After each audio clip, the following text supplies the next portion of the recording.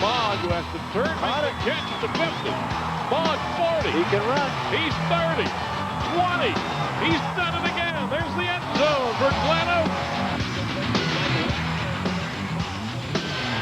Right there, and he cuts off of him. Umpire screened out the safety, Martinez, and he went for the score. Wow. Oh, my. Jesse James on the carry. He's going to go. And this is Brinson. Nice cut. Again, nice cut. Brinson 40. Brinson runs through some tackles. Again. And look at him go. Whoa. 1480 WHBC presents the high school football game of the week. Brought to you by Downtown Ford. For price, service, and selection, come on down to Downtown Ford. By Canton Christian Fellowship, equipping families to reach the world. By CCI, your telecommunications specialist. By Stark Area RTA, come ride with us. By State Farm Insurance. Like a good neighbor, State Farm is there. By Subway, the fresh and healthy choice. By Tim's Tavern, famous for fish. By Video Safari, a world of adventure for the whole family. By Mercy Medical Center, we can help you get back in the game. And by Bell Stores and Citgo, when you're on the go. Good evening, everyone. Welcome to Robert Fife Stadium, the home of the Jackson Polar Bears. Jackson's 3-0 tonight. They host the 2-1 Canton McKinley Bulldogs.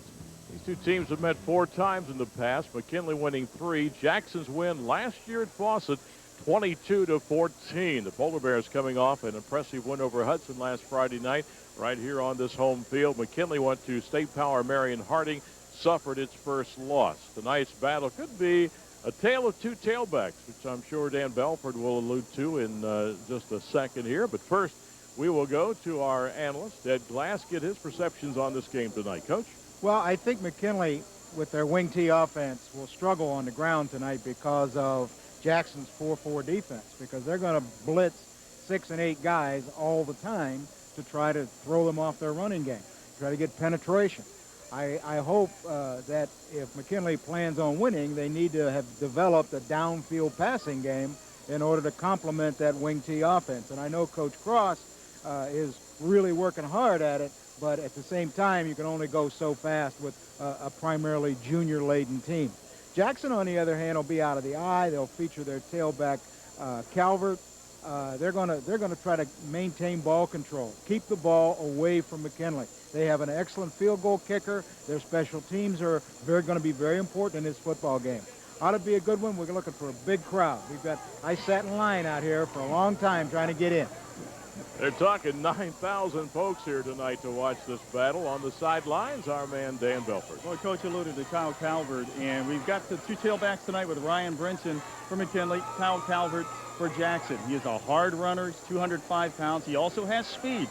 He's busted one for over 70 yards this year and 4 touchdowns in just 3 games. Ryan Brinson, on the other hand, it is no exaggeration when you say he can virtually score from anywhere on the field. But as Coach alluded to, in the wing T, if they're having trouble against the defense, and what Coach Cross from McKinley has done differently this year is try to get him out of the backfield and throw him the ball and get him on one-on-one situations against this Jackson linebackers or secondary tonight. I think what we have are 2 very physical teams up front, offensively and defensively on both lines. They're going to take it to each other. I think special teams will be the hugest factor in this game tonight, and obviously turnovers have to be to a minimum. Well, the build-up of the game's been huge. We'll see how the game develops. We'll have the kickoff for you right after we take these timeouts.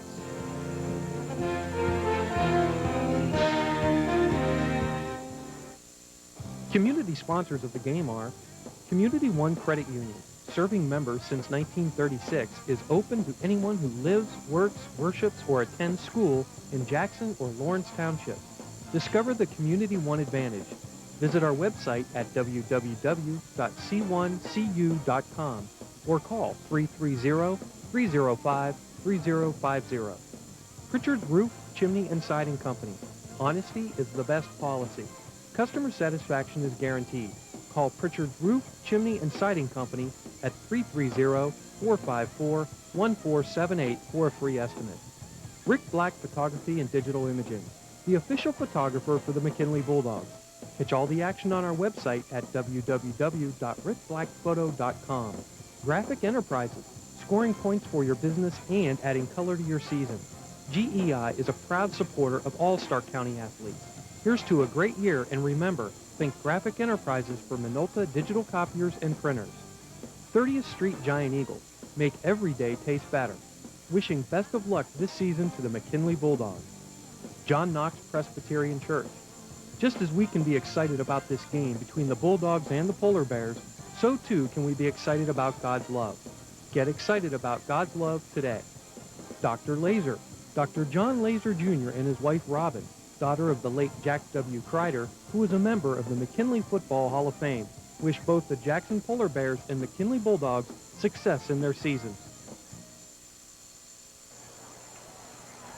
We welcome you back to Robert Fife Stadium for this big one tonight between Jackson and Canton McKinley. This does not count in the Federal League standings until next year, although McKinley is in the Federal League along with Fitch and Boardman this year in all sports but football. As you watch the Jackson Polar Bears come on, now you can see McKinley out there awaiting to do the kickoff. Jackson won the toss, deferred, so McKinley is going to take the kickoff to start this one. The referee for the game tonight is Jim Gahagan, the umpire Rich O'Brien, the linesman Tom Sullivan, line judge will be Kevin Boucher, and the back judge will be Floyd Crooks. As you look there at the new coach of the Bulldogs, Brian Cross, very successful at Grove City, and now up here as the head mentor of McKinley. They won their first two football games at Fawcett Stadium against Washington, D.C. Ballou and Waterdown from Canada. Lost on the road at Marion Harding. And the Jackson Polar Bears coming in here. We mentioned 3-0. They have beaten Cuyahoga Falls. There is Phil Morrow, their coach. They beat Falls on the road, beat Austintown Finch here at home, and beat Hudson at home. And now their third straight home game with McKinley. Next week they go on the road to Boardman. The Bulldogs, some rough games coming up here. They went to Marion Harding. They're at Jackson. They play St. Ignatius at home next week, and then they go to Hoover and Perry and Warren Harding. Kickoff brought to you by Bell Store Citgo when you're on the go. Sauter has it teed. He's kicked 6 field goals this year, and there's a line drive kickoff that's going to go through the end zone. So McKinley will get a first down and 10 at the 20. Congratulations on the Polar Bear sideline tonight is Jackson Township trustee Stephen Meeks. He was the highest bidder in the coaching game contest at the 18th annual Mama Bear auction held in July. Congratulations, Stephen Meeks, and good luck from the Jackson Mama Bears.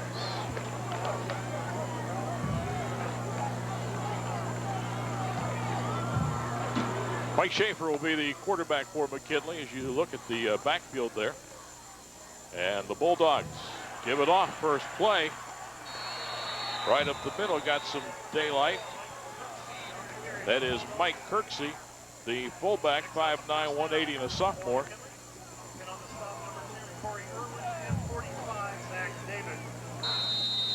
Kirksey picked up 15 yards, got a first down.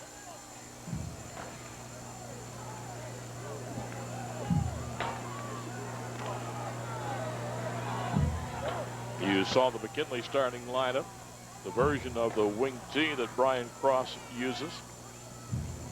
And Brinson with his first carry got he got back to the line of scrimmage.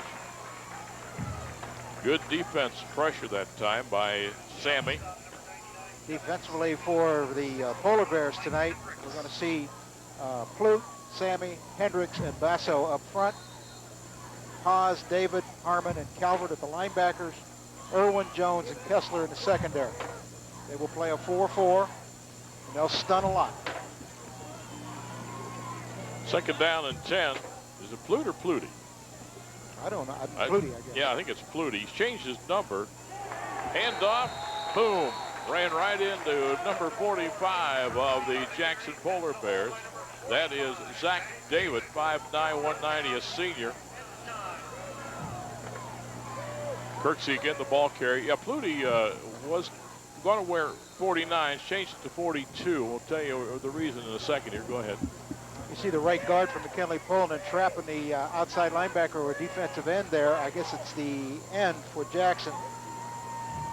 And the inside linebacker came in and made the hit. Pluty wearing 42 because his best friend Brad Kopic had season-ending surgery. So in salute to him. This is Ryan Brinson, the speedster, trying to get outside around the left end. Got hit in the line of scrimmage. And it's going to come up shy of the first down by about 3 yards. Bulldogs got in the eye that time. Fourth down, Bulldogs. Straight off tackle shot, fullback kicking out on the end.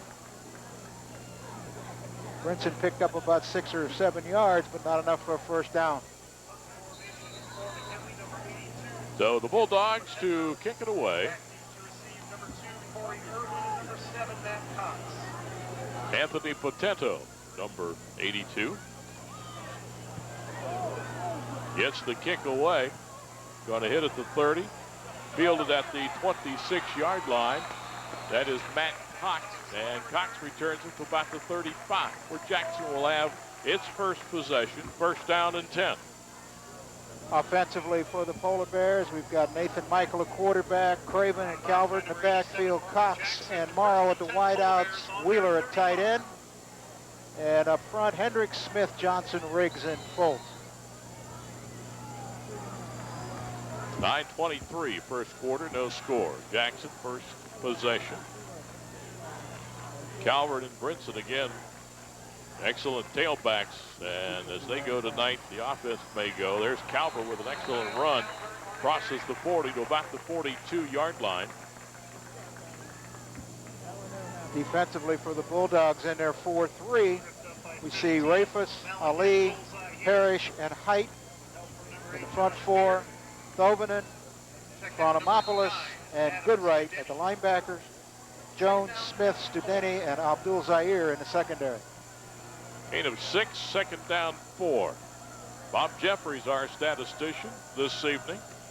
And Calvert again, first down as he powers up to about the 49-yard line.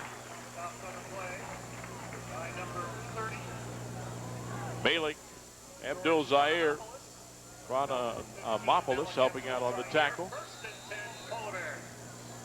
Thought maybe it was a trap, but it didn't turn out that way. No guards pulled. They just blocked back and blocked out with the lineman, and at that point there was a crease in the middle in that 4-3. First down for Jackson as we're in the first quarter, and it's going to be Calvert again on the pitch around the left end, 50 into McKinley territory and run out of bounds. They're going to spot it inside the Bulldog 40 at the McKinley 37-yard line. Toss sweep right here, pulling the front side guard. Calvert makes a move right here. Gets out on the corner. Going to be a 5-yard face mask penalty tacked on here at the end. So they get the first down by run, and then the first penalty of 5 yards. 8:20 in the quarter, no score, but Jackson moving the ball to the Bulldog 31-yard line. Viewers, at the end of the first half of our game, will be bringing you the start of Touchdown Spotlight. Stark Area RTA. Come ride with us. Polar Bears flankered at the top, left end split to the bottom, offset eye.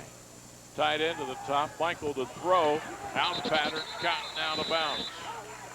It is caught by Kyle Mora, 6'1", 155-pound junior.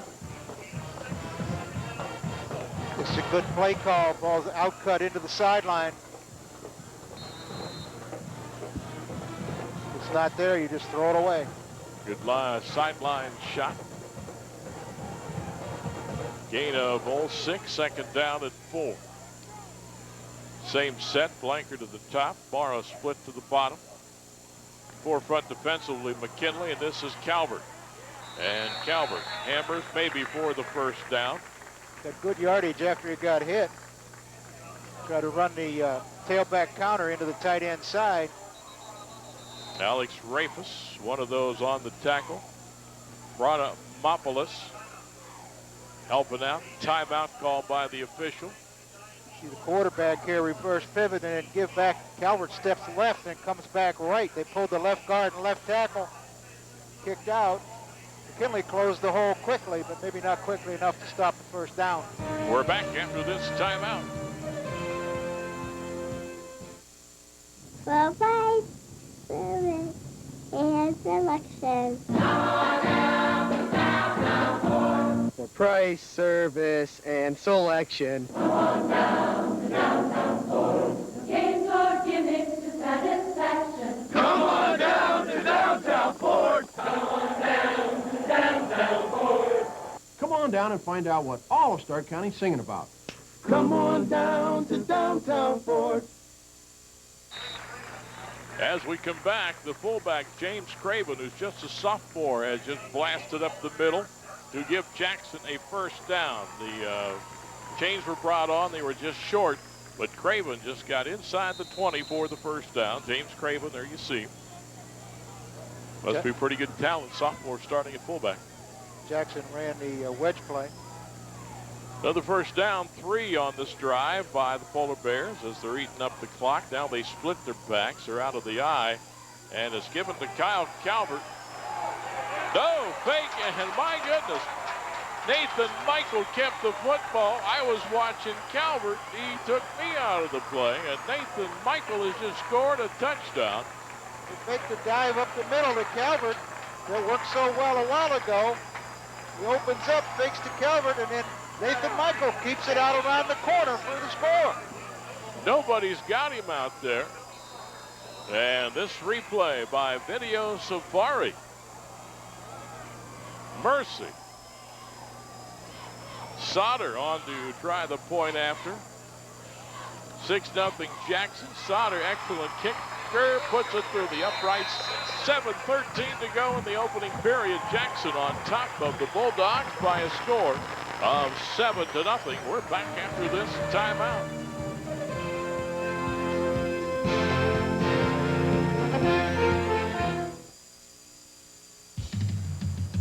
Whether I'm refereeing a high school football game or leading my sales staff at the workshop for football, one thing's for sure, always about team. We'll give you a home team of any job you need done. Quality service, kickoff, last play. And we're not taking your team to win the team every time.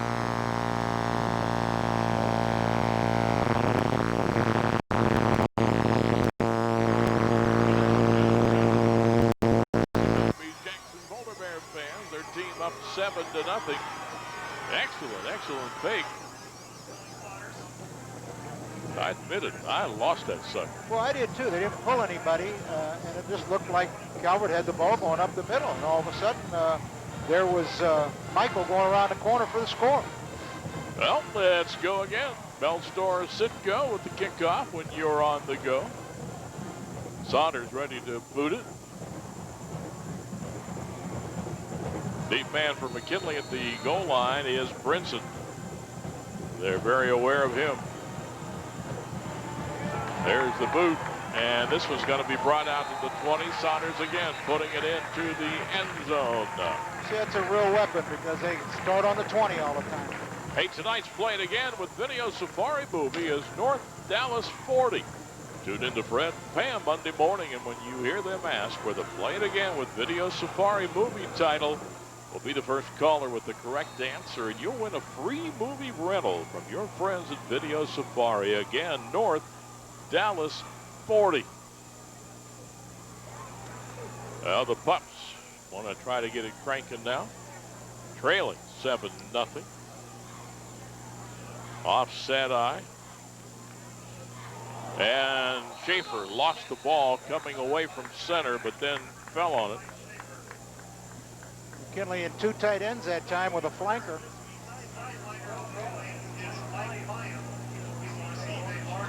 See the two tight ends there, and the snap from center went on the ground. Schaefer has to hurry, scamper there in order to get on it.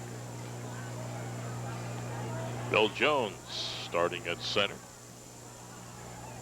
for McKinley. This is Brinson. And Brinson's hit by Calvert, who's also a starting linebacker. And may have gotten a yard. That's about all. 3rd down at 9 with 6:26 to go on a moving clock here in the first quarter. Just a gorgeous, gorgeous night for football. And some big ones in Stark County on this Friday night. Dan, what's going on those sidelines? Well, let's go back to what Coach Cross was talking about earlier this week after that Marion Harding loss. He was concerned about his offense. Number one, with the backs not waiting for the blocks to develop. Number two, he thought they had a lot of missed assignments on offense. And number three, he felt the intensity level, the game speed, it's got to increase if they have a chance against this Polar Bear team. Back to you. Schaefer being pressured, and the pass is dropped by Kirksey. That might have got a couple of yards, but, well, 7 or 8 yards. But he Kirksey probably had the first down if he'd hung on to it. That's a waggle pass. I think he was looking at the defenders coming in on him. Yeah, a lot of pressure here. He has to throw early. Jackson pursuing him. He unloads it. Drops the football. Yeah, he would have got the first down. Yep.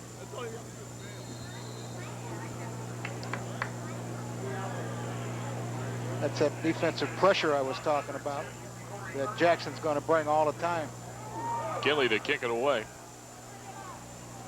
45 picked up at the 42-yard line and to the 48.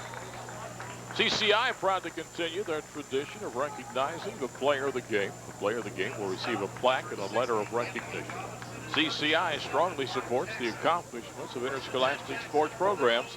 Tonight's winning team will receive a $100 donation to their athletic fund from the folks at CCI. Star of Communication, recognizing the stars of the game tonight.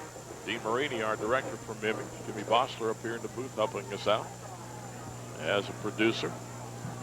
And McKinley, 4-3 defensive look. Jackson in the eye at the offense. Handoff. Kyle Calvert, 50.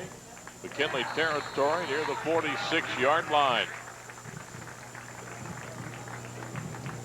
Height helping out on the tackle, we can see.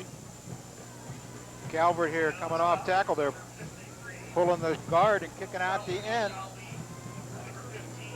That's Ali maybe that hit him first, and then Abdul Zaire coming up to help out. Need about 2nd down. 3 or so. Calvert fumbled the football, and the Bulldogs will have it at the 50-yard line. Trying to run a counter trap there. Donovan Rubin, senior strong side linebacker, will pick up the fumble. That was Craven who lost the ball. Craven. Trying to run the fullback trap. 74 made the hit there. That was Parrish. Ball came out, and Rubin made recovery. Well, the first big turnover of the game, and McKinley with the break at the 50-yard line. Now we'll see if the Bulldogs can take advantage of it. They trail 7-0. Got a man in motion, and the quick hitter nowhere. That is Kirksey, but he was hit by Harmon's 44. Zach David's 45, the 2 inside linebackers as you look at the clock with 4:43 left in the opening period. That was all part of that jet sweep series where they faked the tailback or the wingback going in motion across. It looks like he's going to get the handoff, and instead they run the trap up the middle. Bulldogs have a nice size offensive line. They can get them to be a little bit maybe more physical. Schaefer with the play action, rolling pressure from Harmon, throws. It is caught. Rafus, the tight end, at the Polar Bear 31-yard line. Again, lots of pressure from the Polar Bear defense. Schaefer had to throw it. He had the open guy, but he had to unload it when he did. It's the waggle pass. He's out here to the right, rolling. Part of Jackson's problem here is all the pressure came from inside, and Rafus picks the ball off. He's got time to run the pattern. If that pressure had come from outside, Schaefer wouldn't have had time to throw the ball. Kessler was number 12 for Jackson, going up there to make the stop. 3:57, clock moving, another first down for the Bulldogs. And this is Brinson. And Brinson to the 26 or 25-yard line. 6-yard pickup. Just a power-off tackle play to Brinson, the same as if you'd run it from the I formation, except he's running it from the left halfback spot. Irwin, in the corner, is sitting out there in the hole and makes the tackle, but it's 6 yards downfield. Second down 4. Bulldogs trailing, trying to get the equalizer. 3:19 in the quarter. Brian Brinson, tailback, what he's done so far tonight. Ball at the 25, Brinson in motion, pitch to Kirksey. Kirksey got a nice hole, 15, 10-yard line. Bulldogs with a first down. Motion Brinson across the formation from his wingback spot. Toss the ball to the fullback on a fullback sweep. Goes Brinson in motion, leading the play. Toss to Kirksey. They get people ridden out down the line, and there's a crease. Kirksey finds it, cuts upfield, gets the ball into the 10-yard line. Third first down in this drive, 2 by the run, 1 by the pass. Clock at 2:47. See Kirksey with 4 carries, 31 yards. Kirksey, again, 5-yard line, hit and stop. Kessler, number 12. And 45, Zach David.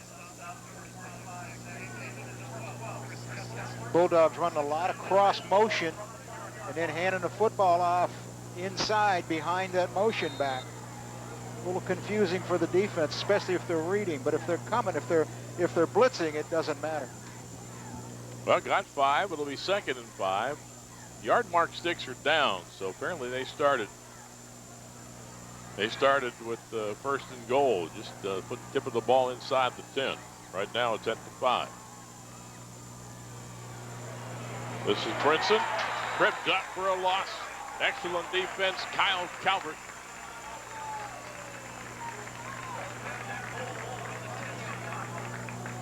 So the 5 they gained, they lost back to the 10. I think they went unbalanced here and tried to run a power sweep to the unbalanced side, and they got penetration out here. Calvert is a pretty good wide outside linebacker and gets upfield, makes the hit.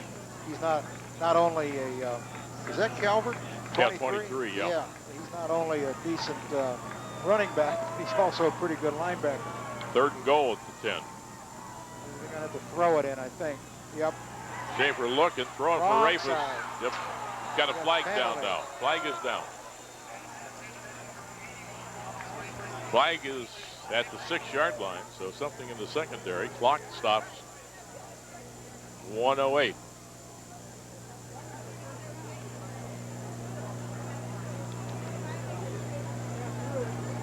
Hold is going to be on Jackson. Hey guys, what happened? Rafus, the tight end, delayed off the line of scrimmage. He got into the Jackson linebacker area, started to angle toward the end zone, and he grabbed the back of his jersey right in front of the official. There's your flag, and McKinley back on the offense. Back to you. Flutie, 42, the one trying to slow Rafus down. Ball needed to be thrown over the left shoulder, the outside shoulder, instead of the inside. So half the distance is 5 yards.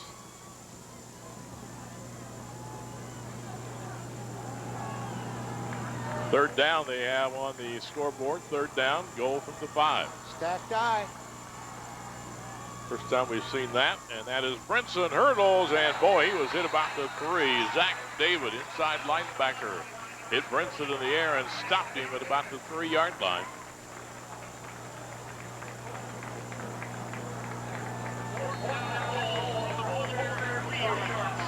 Straight eye, stacked eye. 3 backs right in a row. Brinson trying to hurdle the pile, get inside. Tackle made by number 45, Zach David, with help from Calvert. Brian Cross on the sideline, hoping his Bulldogs in 4th and 3 can convert. Down to 32 seconds, clock moving. It's that guy again. Brinson, left side, didn't make it. Stopped 1 yard about the line. 1. That is Kyle Calvert, I believe, 23, along with Zach David, who stopped Brinson. Emotionally, that's a big, big play for the Polar Bears. We'll be back after this timeout. Here in Stark County, high school football is the best in the nation. SARTA is proud to be a part of this longtime tradition of excellence. At SARTA, we're committed to providing the residents of Stark County the best public transportation, and we recognize the teamwork and commitment it takes to be a winner. SARTA salutes this week's teams, the McKinley Bulldogs and the Jackson Polar Bears. With teamwork, everybody wins. SARTA, come ride with us. The quarter will come to an end. Jackson on the first snap just gave it to the fullback Craven. Tried to run the wedge and just get off their own goal line. They were down inside the 1. And the clock at 6 seconds. That's going to end the first quarter. After 1, it is Jackson 7 and Canton McKinley nothing. And it's time for the Mercy Medical Center Stark County football trivia. Tonight's trivia question, Robert Fife is Jackson's all-time winningest coach. This stadium named after Robert Fife. What Stark County school did Robert Fife graduate from? And there are your 3 choices: Massillon, Central, and McKinley. Mercy Sports Medicine and Fitness Center, located at the corner of Whipple and Dressler in North Canton, and at Fulton Road next to Jackson High School. Mercy not only has a full sports medicine program, but they also feature a fitness center with professional exercise specialists to help you get in shape the right way. The Mercy Sports Medicine and Fitness Center features some of the finest exercise equipment available. Memberships to the fitness center as well as specialized exercise programs are available. For more information, give the staff at the Mercy Sports Medicine and Fitness Center a call. The number 330-966-8997. 966-8997. And the answer to tonight's Mercy Medical Center sports trivia question is Canton McKinley. McKinley High School is where Robert Fife graduated from. You'd have to think that was the answer, wouldn't you, in this kind of game? McKinley versus Jackson. Emotionally, I think the Jackson Polar Bears really benefited from that goal line stand. The momentum is definitely in their court. You watch the Polar Bears head to the offense. And Bob Jeffries, our stat man tonight. First downs, Jackson 4 in that first quarter, all on the ground. McKinley had 3, 2 on the ground, 1 in the air. Jackson has the only touchdown. 20-yard scamper by the quarterback. We start the second quarter, gone nowhere. And that is Calvert, 23. Stuck at the 1. So McKinley's defense answering the call here.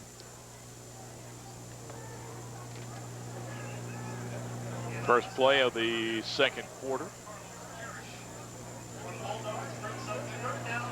It's going to be 3rd down and 9. As you look at the Bulldog defense, Ronomopoulos, number 30. Coming off your own goal line. There's only a couple good plays down here. One's a wedge and the other's a long pass down the sidelines. Well, Michael, again, the handoff going nowhere. That is Calvert again, number 23. And now it's going to be 4th down and about 8. Trap up the middle.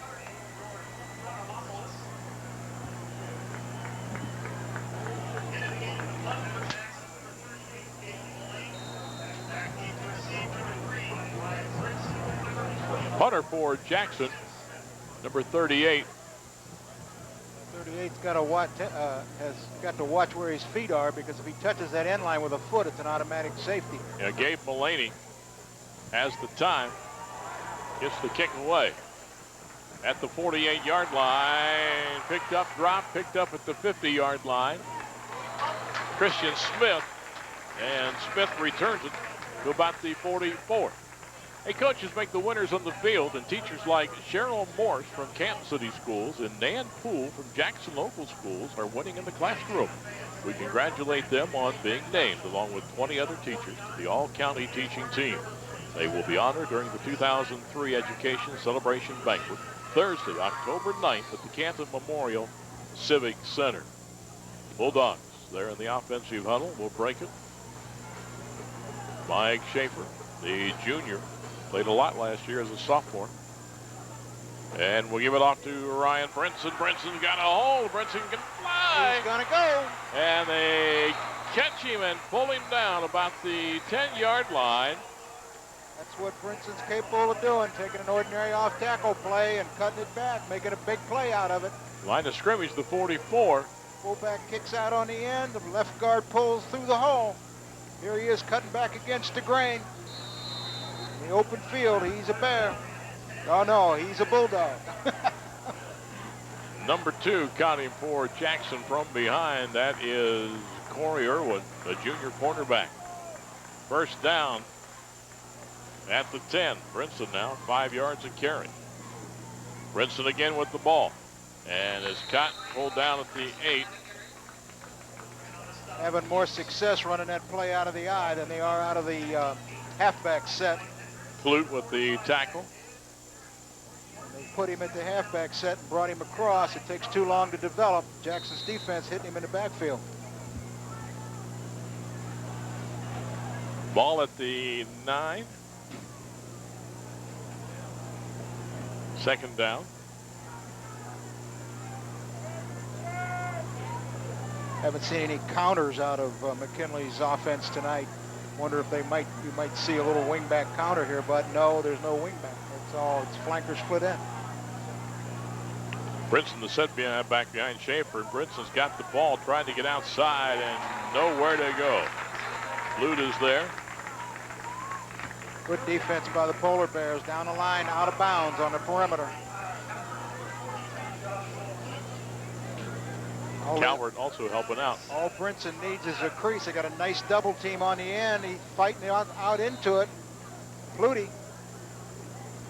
They didn't maintain the double team, and at the junction point out there when he's supposed to make his cut, the corner was there and Flutie.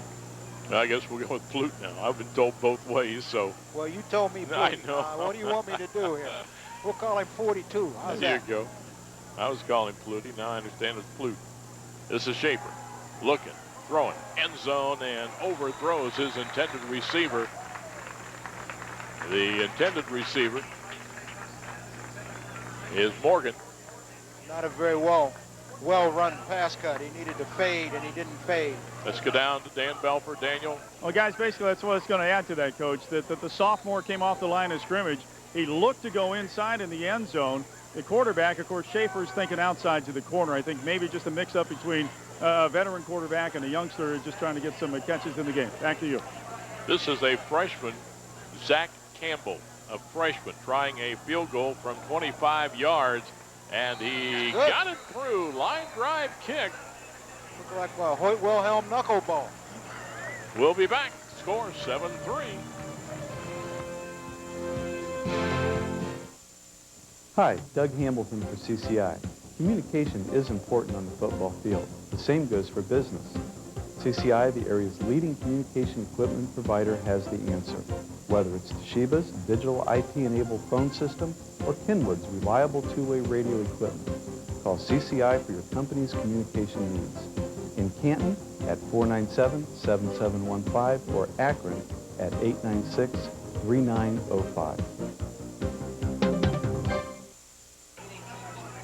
There on the downtown Ford scoreboard, 7-3. Zach Campbell, a freshman, kicking a line drive 25-yarder through the uprights. Hey, every game is a big catch, and we'll be picking tonight's catch of the day, sponsored by Tim's Tavern. We'll do that at the end of the broadcast. Tim's Tavern, famous for fish. We have 8:18 left to go in the first half. 7-3. Jackson leads it. The Bulldogs to kick it away. Potento 82.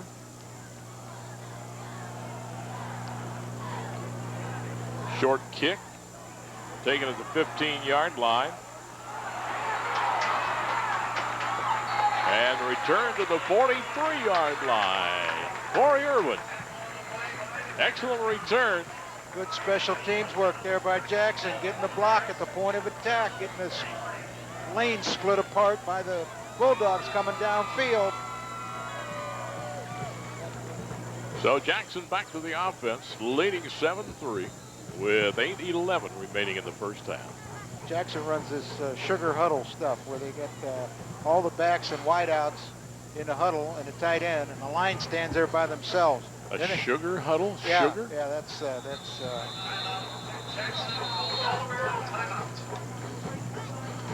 Jackson calls timeout. We'll be back with the sugar huddle after we take this timeout.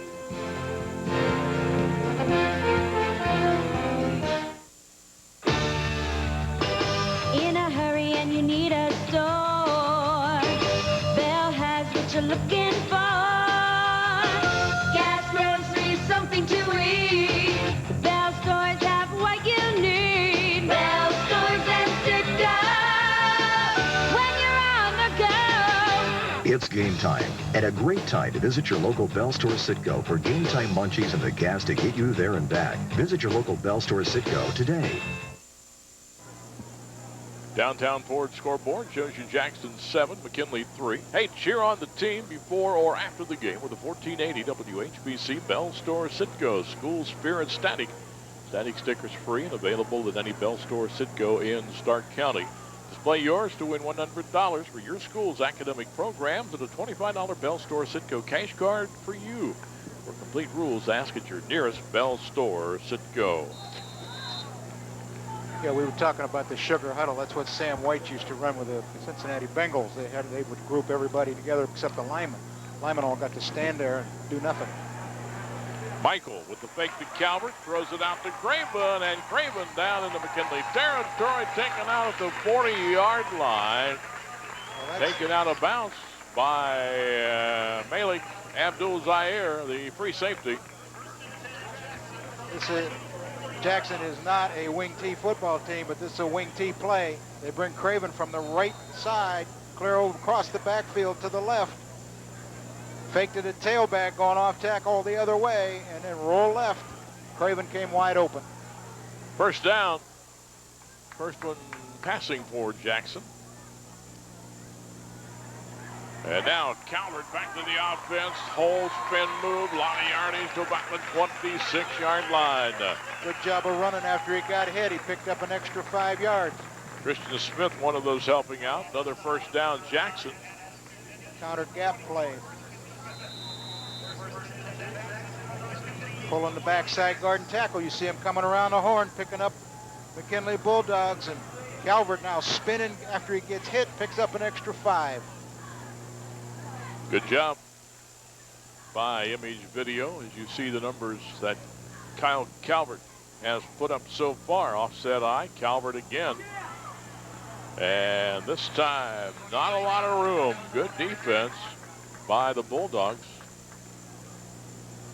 That is Donovan Rubin, the strong side linebacker that got to him first.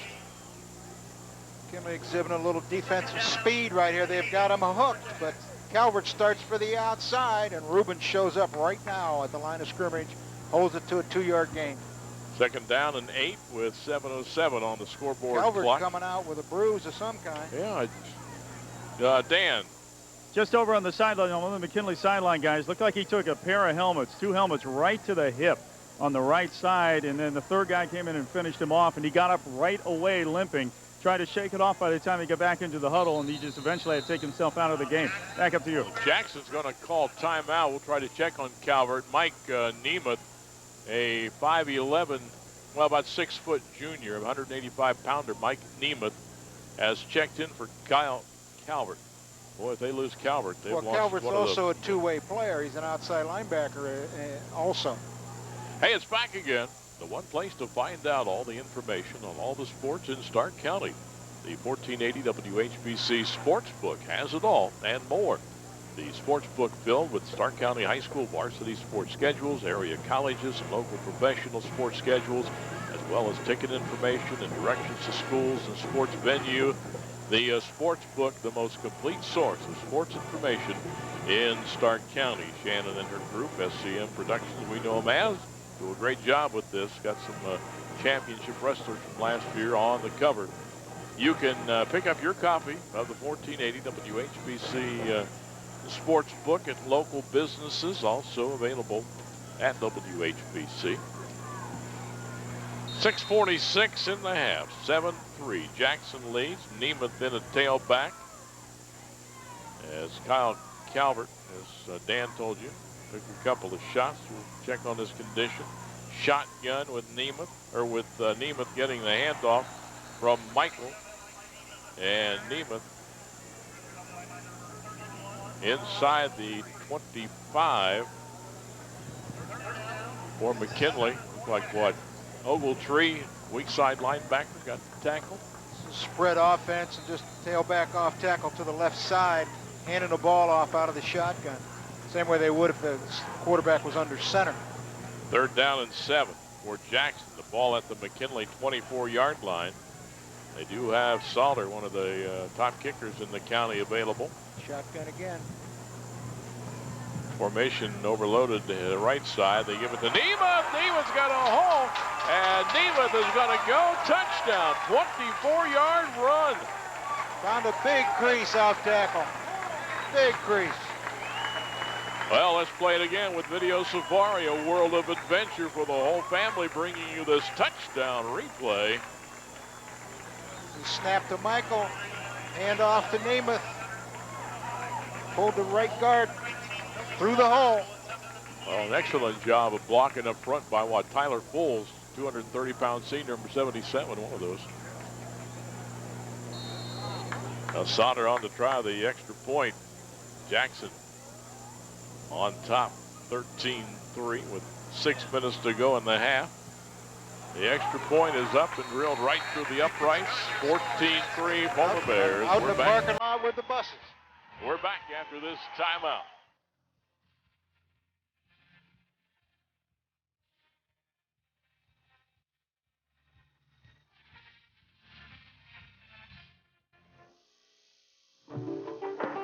At Canton Christian Fellowship, it's our desire to provide the environment where you and your family will experience the goodness of God and His abounding love toward you. If you don't have a home church, we invite you and your family to worship with us. We're reaching the next generation by equipping our youth and children to reach their generations and prepare for the future.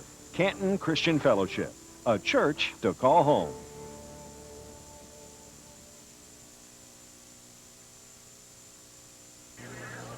There on the downtown Ford scoreboard, 14-3 Jackson. As you look at Brian Cross, has to be a little frustrated. And as you look at Calvert, who got injured. Dan, do we know anything yet? I think they were working on an ankle, looked like. Dan's down there right next to the bench looking at it. Well, trying to find out. But, boy, I tell you, Nemeth stepped in. And the thing that I was thinking about, Jackson seemed to overload it to the right, and Nemeth went back to the left. They went boom. to the split inside. They must have seen an adjustment that they like to pick on. Bell Store Citgo, again with the sponsor of the kickoff. 2 have been in the end zone. When you're on the go, Bell Store Citgo. Brinson takes his kickoff about the 3 and scrambles that across the 20 to the 23-yard line where he is brought down.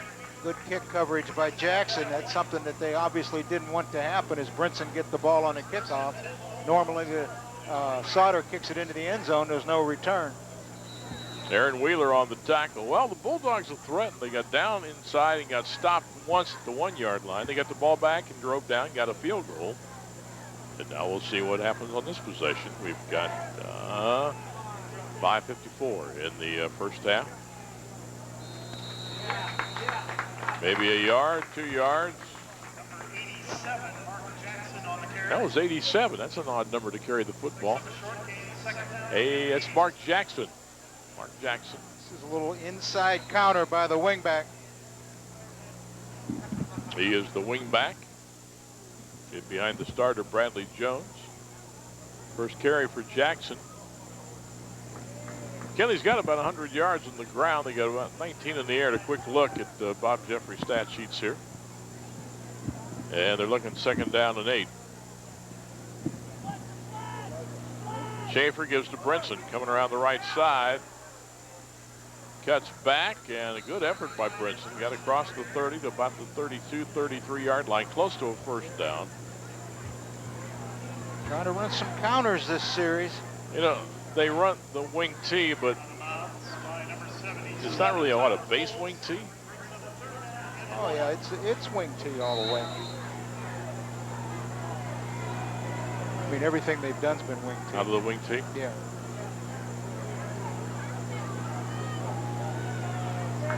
.436, clock moving. Ryan Brinson, the workhorse of the offense. There's 11 carries for the youngster.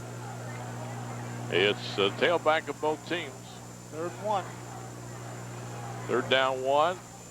Kirksey. The fullback's got the 1st down. Slams it up the middle. Crosses the 35, 38-yard line.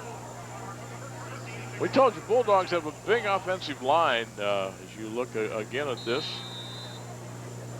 The isolation play. They take the wing back, step him around the tackle, lead him up on a linebacker.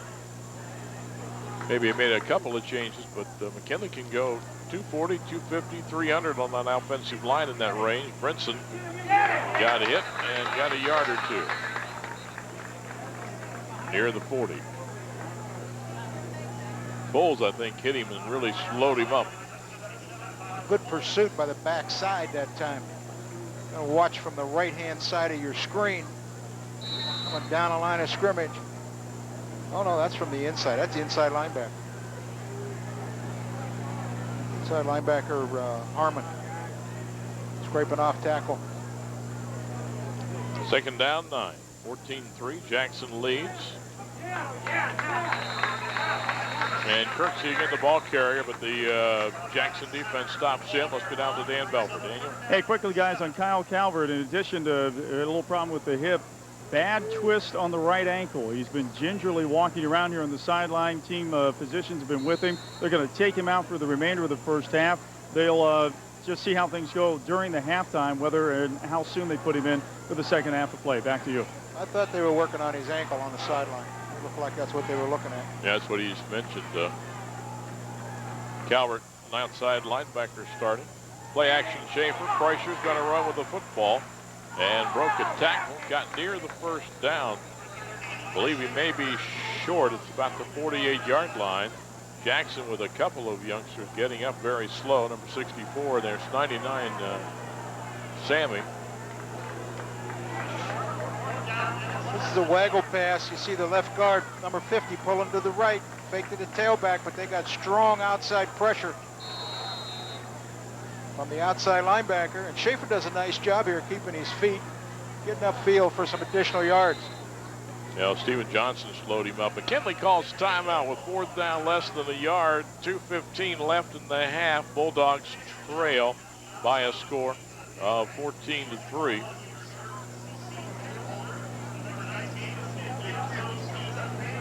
State Farm Insurance Agencies of Stark County at 1480 WHBC. Proud to highlight the Stark County Scholar Athlete from the class of 2003. Tonight, our featured athletes are Kyle Rosendale from Jackson High School, Amy Wirtz from McKinley High School, and Lauren Camp from Timken Senior High School.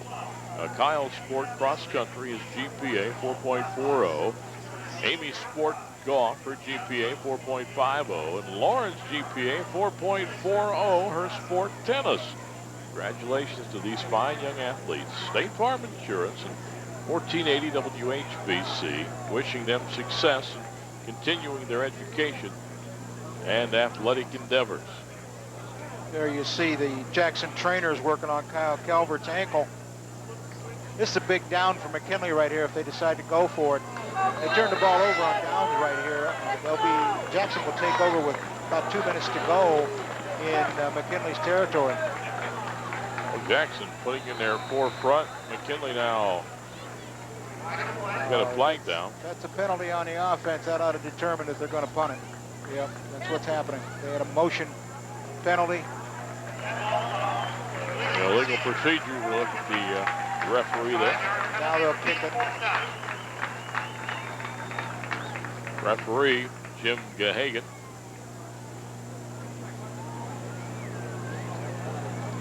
So, Punt formation, number 82, Anthony Potento. 2 penalties, 10 total yards, Bob tells me, on McKinley. As you look at the Bulldogs ready to kick it away. 82 Potento. Jackson's got a punt return on. Irwin back to the 15-yard line to the 20 and take it down there.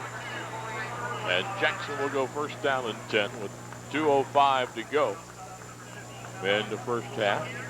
There on the downtown Ford scoreboard. Halftime, a couple of nice bands for your entertainment. On 1480 WHBC Saturday, if you're watching this Friday night, we've got the Buckeyes at 11. Sunday, the Browns at 11:30.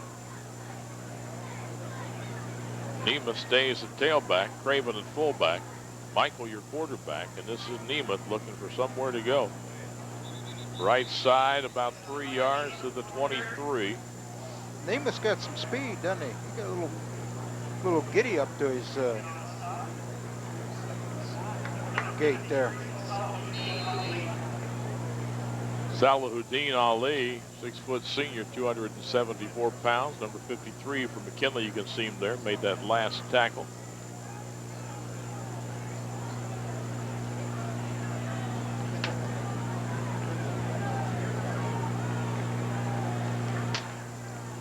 On 27, Polar Bears looking at 2nd down and 7 with that eye.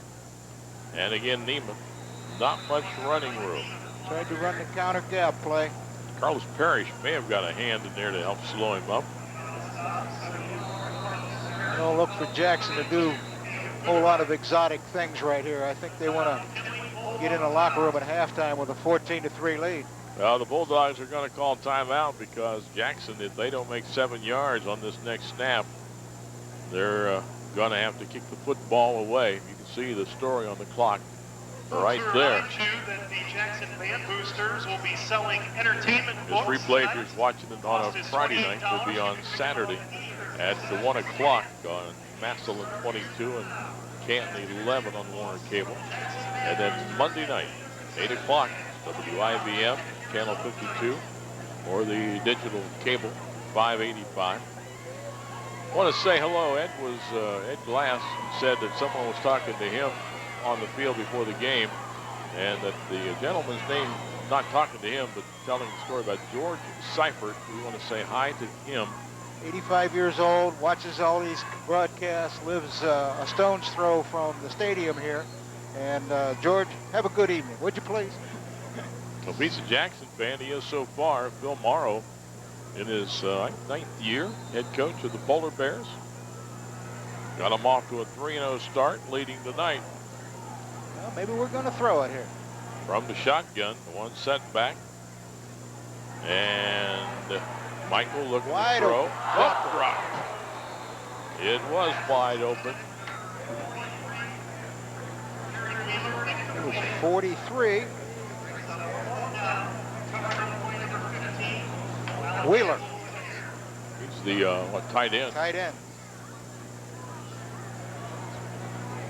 Coming across the formation. Michael now 2 of 3 in this first half for 23 yards.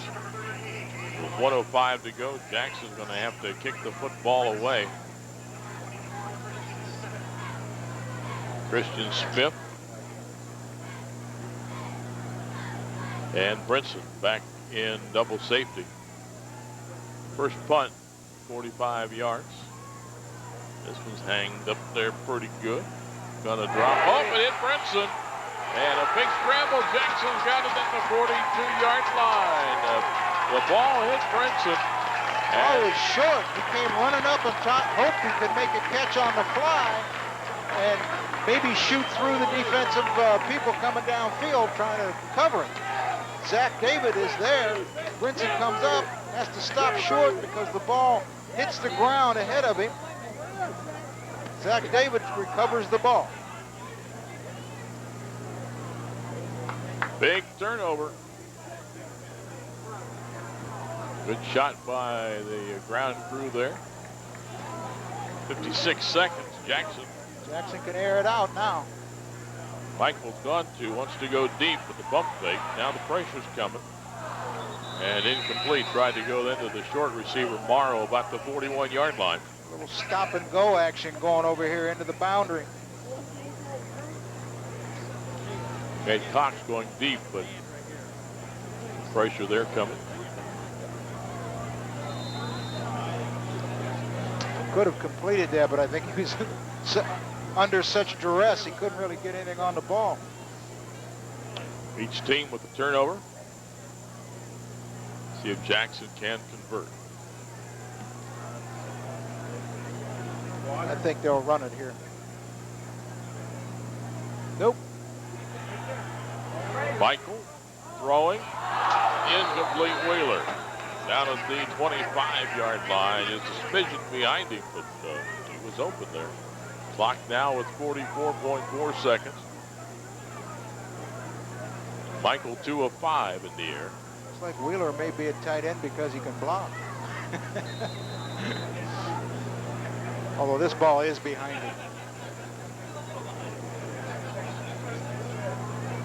Well, I don't think that ball could be thrown anywhere else. If he leads him with the ball, it's an interception.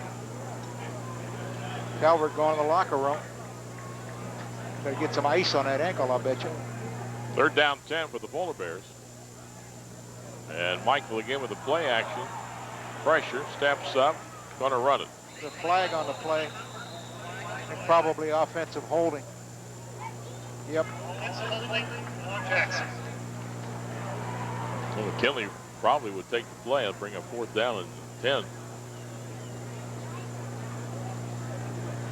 Nathan Michael coming out from under center, gets a fake to the tailback, slips, comes back up, and someplace behind him, somebody tackled somebody. The result is that we've got a holding penalty. It's declined. Brings up 4th down. Good call, Coach. Ogletree was on the tackle. There's the story of the first half. Jackson's going to pin him back with the punt. Punt formation for Jackson, number 38, Gabe Mullane. Gabe Mullane on again to kick. With a 45-yarder and a 36-yarder. His last one, the 36-yard, is where the turnover came. I don't understand this formation. We got 3 guys into the boundary and nobody out to the field on this punt formation. Hangs it up. We'll be down at the 11-yard line. I understand it now. They were going to pooch kick it. They had the 3 into the boundary, into the sideline, and they had the 3 guys over there to get down and down it. 28.5 seconds. Punt of 31 yards.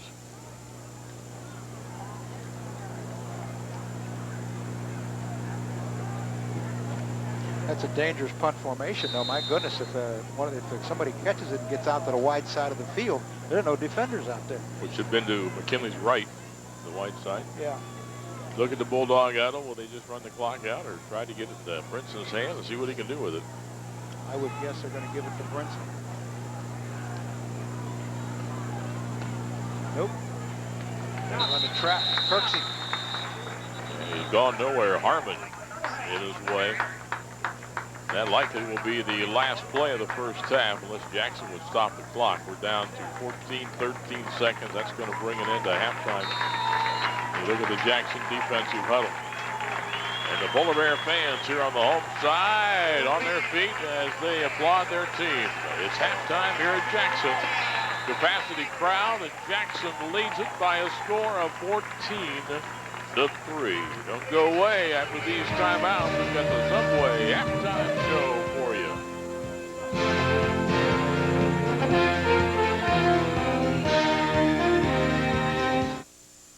For price, service, and selection. For price, service, and selection. Come on down to downtown Ford. Games or gimmicks to satisfaction. Come on down to downtown Ford. Come on down to downtown Ford. Come on down and find out what all of Stark County's singing about. Come on down to downtown Ford. You the artist? Yes, I am. He's an artist too. Really? And you work with oils, watercolors, acrylics? Meats. Meats. Meats. Veggies. Veggies. Veggies. Bread. Bread. Bread. You see, at Subway, it's about keeping things fresh. Fresh. Now you're getting it. Try any one of our delicious Subway Select sandwiches like the Chipotle Southwest Steak and Cheese or the Sweet Onion Chicken Teriyaki. You gotta try it. Now that's a nice piece. That's a coat rack. Subway, eat fresh. The spirit of the Browns.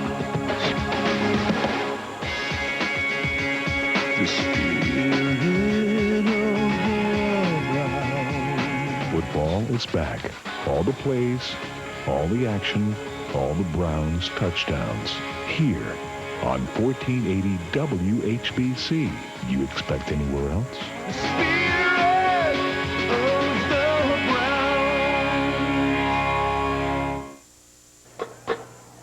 It is halftime at Robert Fife Stadium. That's the home of the Jackson Polar Bears, and the Bears taking it to the Dogs at halftime. Jackson 14 and McKinley 3 on our Downtown Ford scoreboard. As halftime activities get underway, our halftime show brought to you by Subway.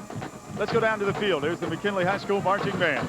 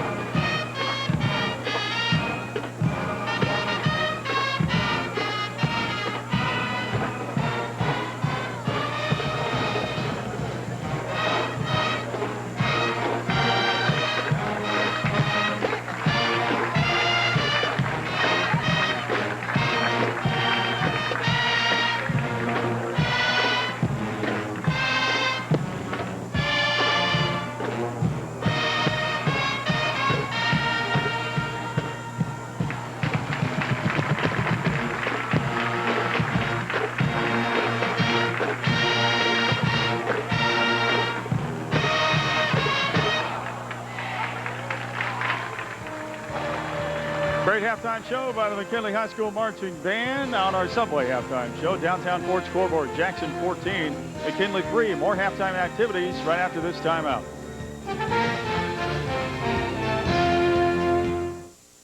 Community sponsors of the game are Community One Credit Union, serving members since 1936, is open to anyone who lives, works, worships, or attends school in Jackson or Lawrence Townships. Discover the Community One Advantage.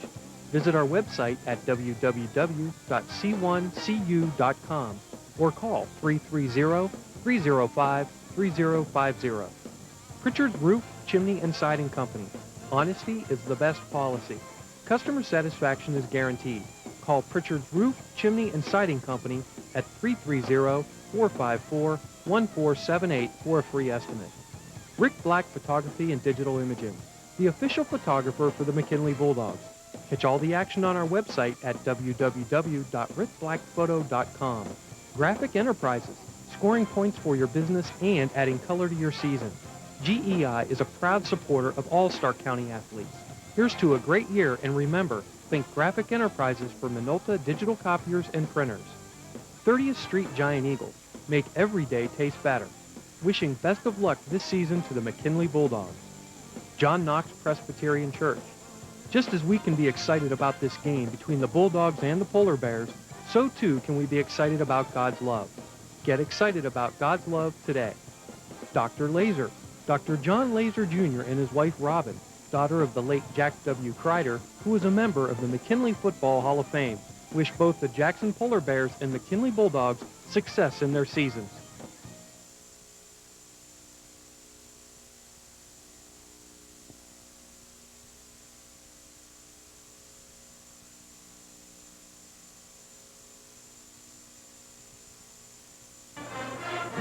Our downtown Ford scoreboard, Jackson 14 and McKinley 3 as halftime activities continue on the Subway halftime show. Let's go down to the field. Here's the Jackson High School Marching Band.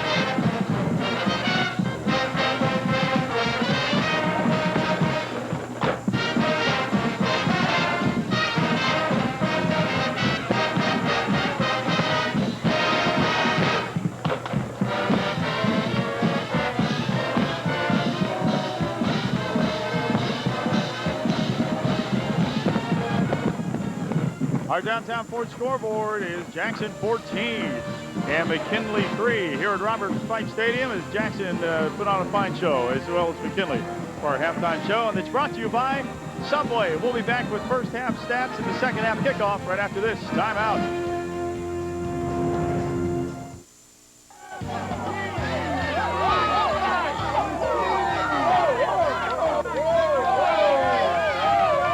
At Sutter, we love football. Any kind of football, especially Stark County High School football. That's why after a long day of working real hard at Sutter, we get together to play a little football. Congratulations to all of Stark County High School football teams for a great season. Come right with us. Up here, you have to work as a team. The union's on my team to get the job done right, done safely. The union helps us make sure that the site is safe and that we're safe. Looking out for us up here and in other ways. It's like with our apprentice program. It made sure I had the right kind of training, so I knew how to take care of myself and take care of my job. It's a real good feeling to be a part of it and a part of history. Mix 94.1. Canton's best mix. More variety in the mix. By the hand, take me by the hand, pretty mama, come and dance with your daddy all night long. Mix 94.1. Mix 94.1. And then I saw her face. I'm a believer. More music, more variety, and Terry and Maddie in the morning on Mix 94.1.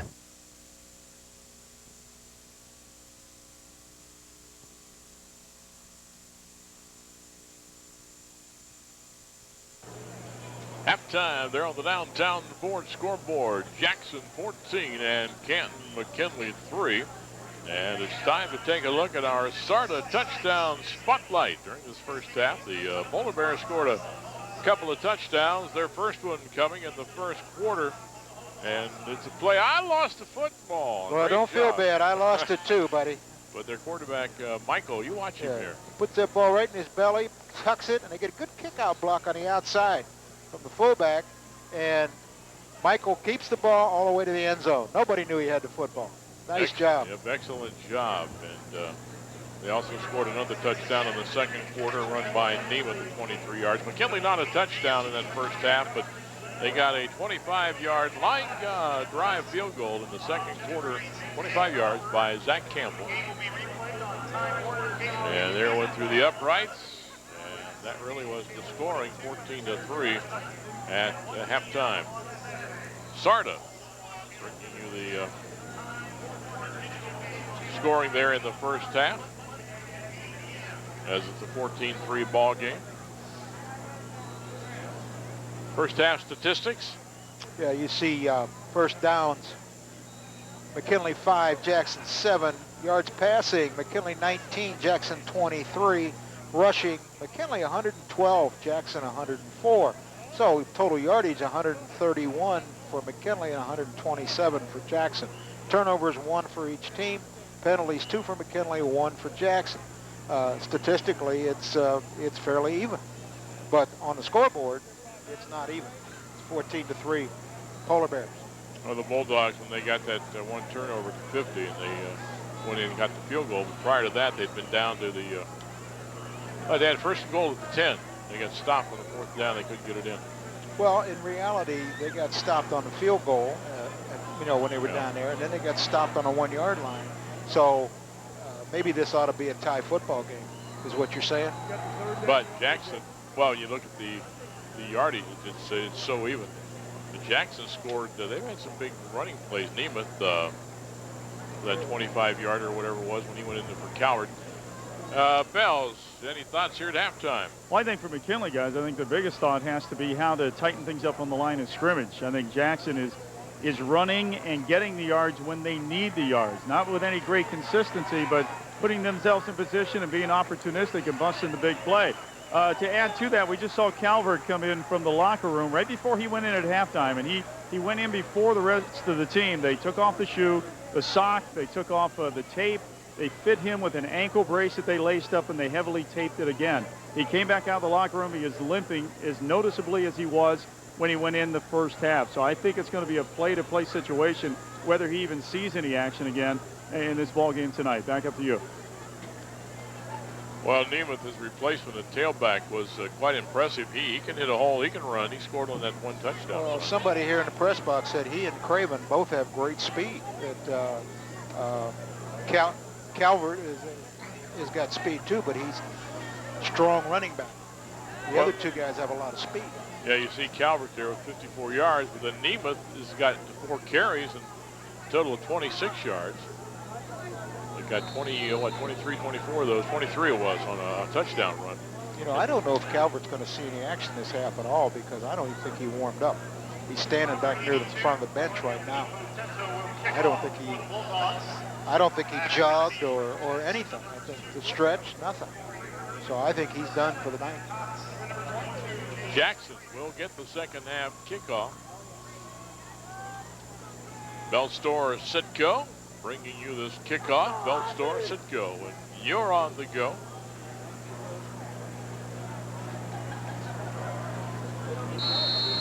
(14-3). Polar Bears on top.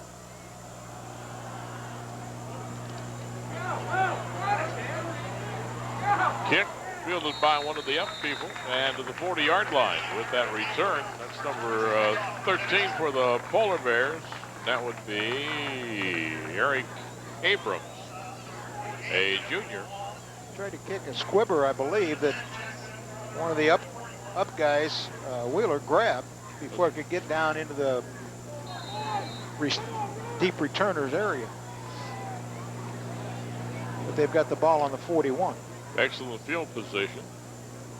Michael's done a nice job at quarterback. They run the eye, and they give it to Nemeth, and he'll slam in there to about the 44-yard line. Counter gap play. Everybody on the right side blocking down toward the center. Left guard, left tackle, pull. Abdul Zaire, Parrish on the tackle. You see the sugar huddle there, all the skilled people standing in the back. They're looking at the sideline at the signals from the coaches. Offensive linemen stand up over the ball. Quarterback comes up now and gives them a code, numbers or calls of some kind to tell them what the blocking scheme is.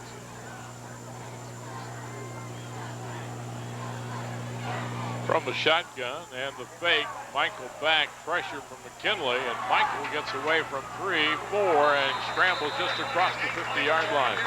He may have the first down depending on the mark.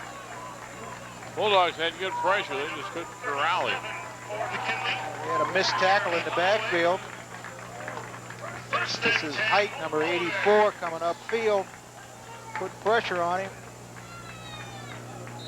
Michael steps up and avoids that. Oh, he had pressure there. That is a first down. And Jackson at the McKinley 49. Shotgun, Nemeth standing beside the quarterback, and Nemeth has the handoff. He's to the 48-yard line. That's about it. Well, they're going to stay with that play because it's the one Nemeth scored on. They want to see if that's still a weakness in the McKinley defense. They turn out with the left tackle here, pull the right guard through the hole, and Nemeth follows it. Jeremy Holloway, a sophomore. Nemeth now has 6 carries for 30 yards. Number 37 of the Bulldogs pressured the last 2 plays. Second down after a gain of a yard. They need 9. Quick hitter Nemeth inside the 45 to the 44-yard line. I think that was Craven. Was that Craven 22? Yeah. The fullback. They faked the pitch to Nemeth going left and then handed back on the trap up the middle. You are correct. Craven. That was 22. See Smith pulling left, number 53 on the trap line. Denny helping out on the tackle, number 9, with a bunch of other Bulldogs. So we've got 3rd and 5. 9:35 left in the third. So Craven's got 3 carries tonight for a total of 8 yards. Slot to the top of the screen. Fullback offset to the right. 5-yard drop, looking, throws right side. Morrow caught it at the 40, but he was tackled right away shy of the first down by Brad Jones, the cornerback. The quarterback took a 3-step drop, so the wideout should have gone 6 strides downfield. It's a 2-to-1 ratio, and at that point, I don't think he went far enough downfield. Comes back and makes the catch, but it's short of the first down. They're going to be 4th down and about a long yard.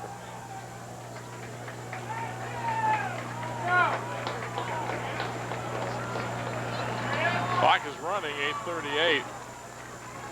Got to believe they would bunt the football or try to draw them off. Let's see. Well, they're either going to draw them off or they're going to run a power play. They're going to go for it. Quarterback keeps. Michael keeps it. And, boy, it's going to be close. It's all going to be on the spot. Right foot or left foot. 3 Bulldogs there on the tackle, including Thovinen. They're going to measure. Officials, timeout for measurement.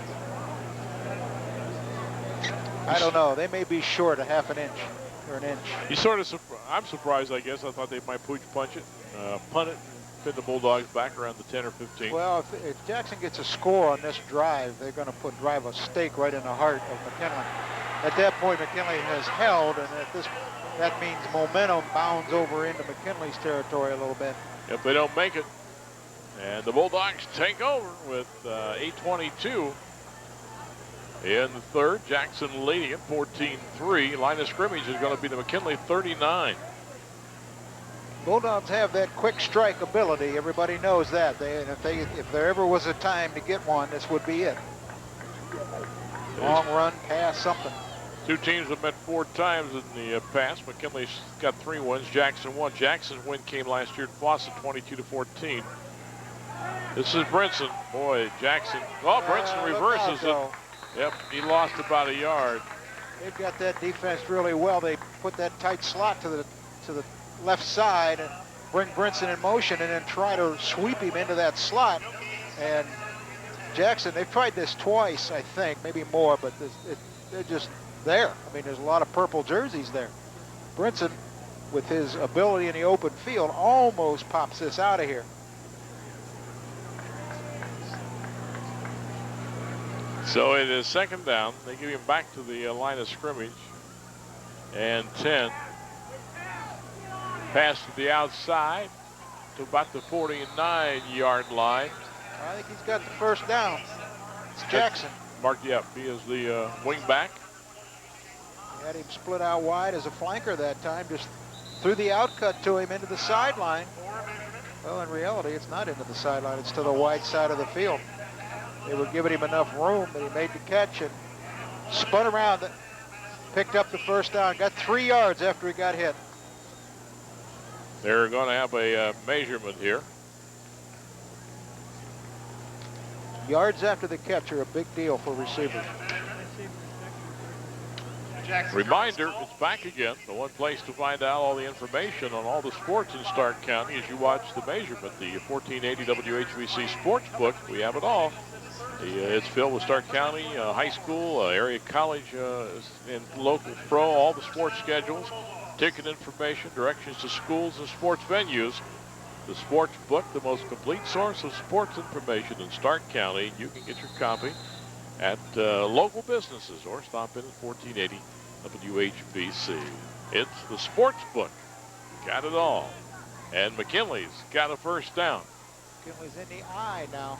At the 50-yard line. Jackson's got that defense well. Brinson, we'll just say no gain. Tendency is when they put Brinson in the eye, they're going to run him off tackle, and that's what they're doing right here. And Jackson's defense is just all slanting that way. Irwin's 2, Hendricks 60, I think it's in there someplace I saw him.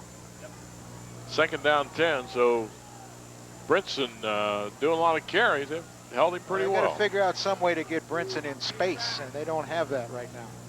Brinson again. There he is. There he busted. 40, 30. Fights his way to the 21-yard line. Right up the pipe on the ISO. Kessler on the stop.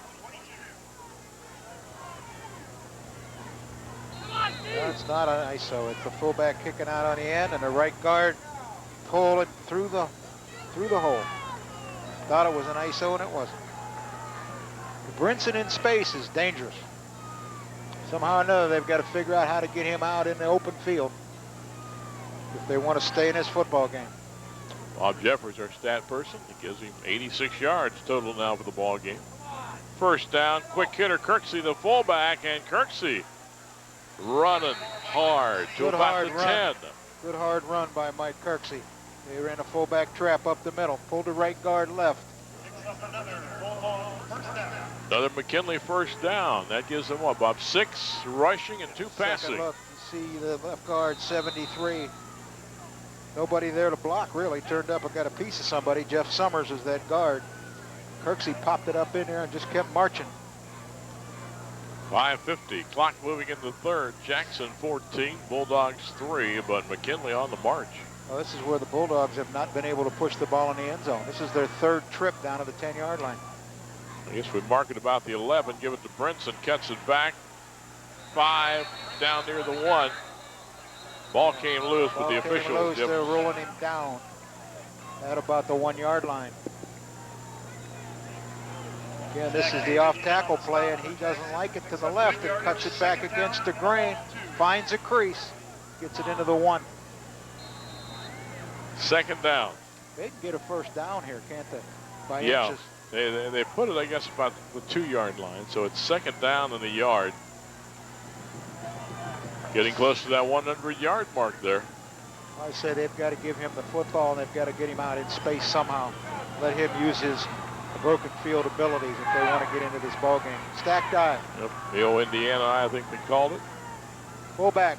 Kirksey hit and pushed back. Number 45 hit him up high and led the defensive charge. That's the inside linebacker. The Polar Bears are lined up in man-to-man defense down there, and those defensive backs start filling like linebackers, and there just isn't any place to run. You'll see 45 Zach David pop him up there, step up in. Boom, right there. David makes the hit. 99 Sammy.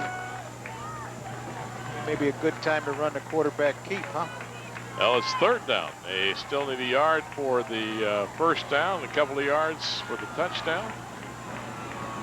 Stacked eye again. Go left, Brinson. Brinson slams it there, and no signal yet. Touchdown. There it is. There's the signal. Touchdown for the Bulldogs. Brinson. Third time down was a charm. And down there 3 times and got a field goal, but this time they got a touchdown on the third one. Bulldogs a chance to cut it to 4 points. See that stacked eye, the up back going out and kick it out. The second man, fullback, blocking the linebacker in the hole. Brinson going over the top. Yeah, Bulldogs, I guess they got some size up there on that offensive line. And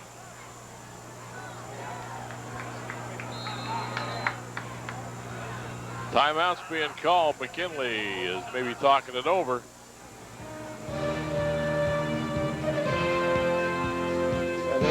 We'll be back after this timeout.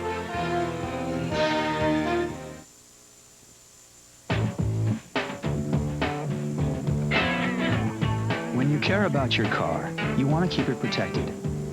No one understands that like your State Farm agent. We live where you live. That's why more people insure their cars with State Farm than anyone else, because we care about you the way you care about your car. In Canton, see your good neighbor, State Farm agents Margot Jackson or Mark Huffstetler for your insurance needs.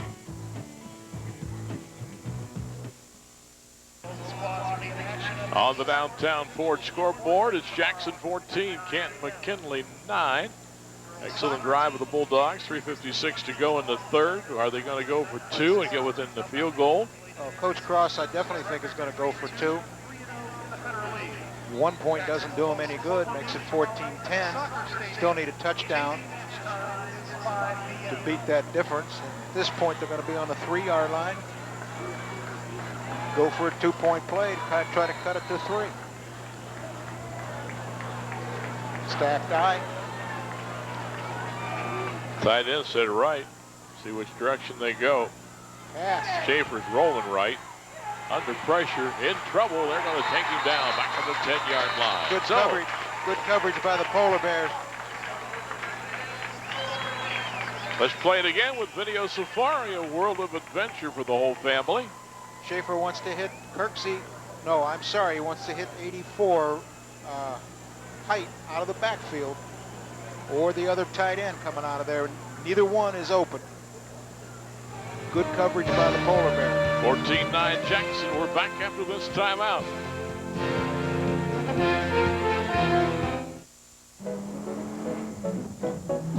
Whether you're on a straightaway or a twisted road, Kumo's always ready for the unexpected.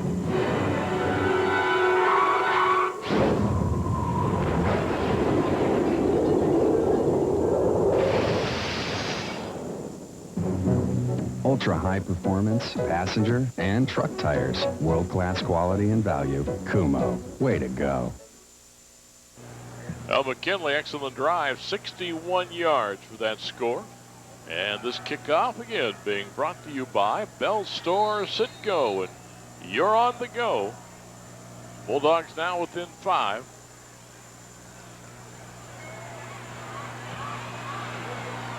And Cox with the return. About the 26, 27-yard line with 3:52 to go in the third quarter.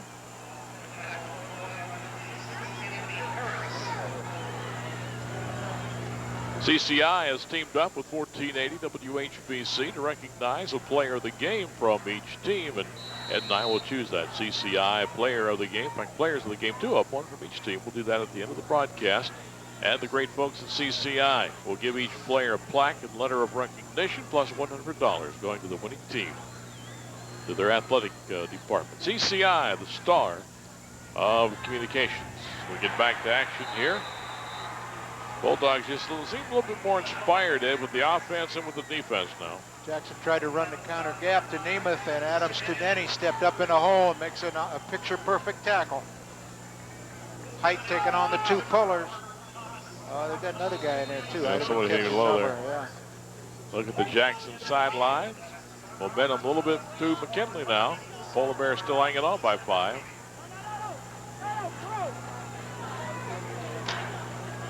They'll line it up in the eye. Now they go to the shotgun. That is Craven. I'm sorry, it's Nemeth. No, that's Craven, 22. Oh, it's the fullback. Fullback. My fault. Excellent run over that right side. First down. He's out to about the Jackson 48-yard line.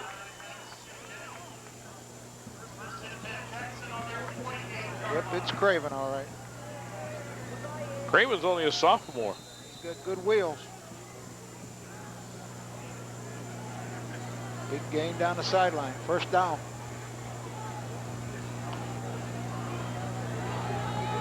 Craven's numbers, 4 rushes, 28 yards.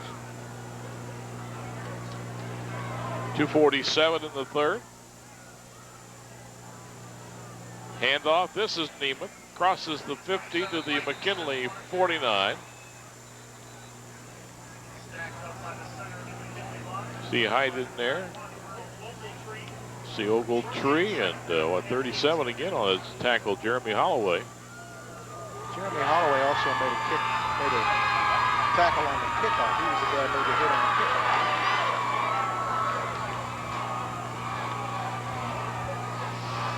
Nemeth has run the ball 8 times for 33 yards and a touchdown.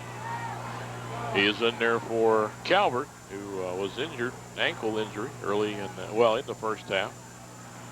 Pitch Nemeth to the McKinley 47-yard line, where Studeni, who's really got active here, makes the tackle. But Bradley Jones made a nice play at the corner. Earlier on, they hooked him and got him inside, and the play went outside. This time, he started inside and then danced back across the face of the wideout. You can see him 11 at the bottom of your screen. Comes back out down the line of scrimmage, turns the play in. Well, it's 3rd down and 5 for the Polar Bears at the McKinley 47-yard line. Counter. And the handoff, Craven, and he is popped. Holloway. Yeah, this sophomore is impressive. Big hit. Jackson's going to have to kick the football away on 4th down, coming up about 3. It's a counter. They're going to pull the right tackle. It's a tackle trap. Tackle is Foles. Holloway read it all the way, came back, filled the hole. Bang.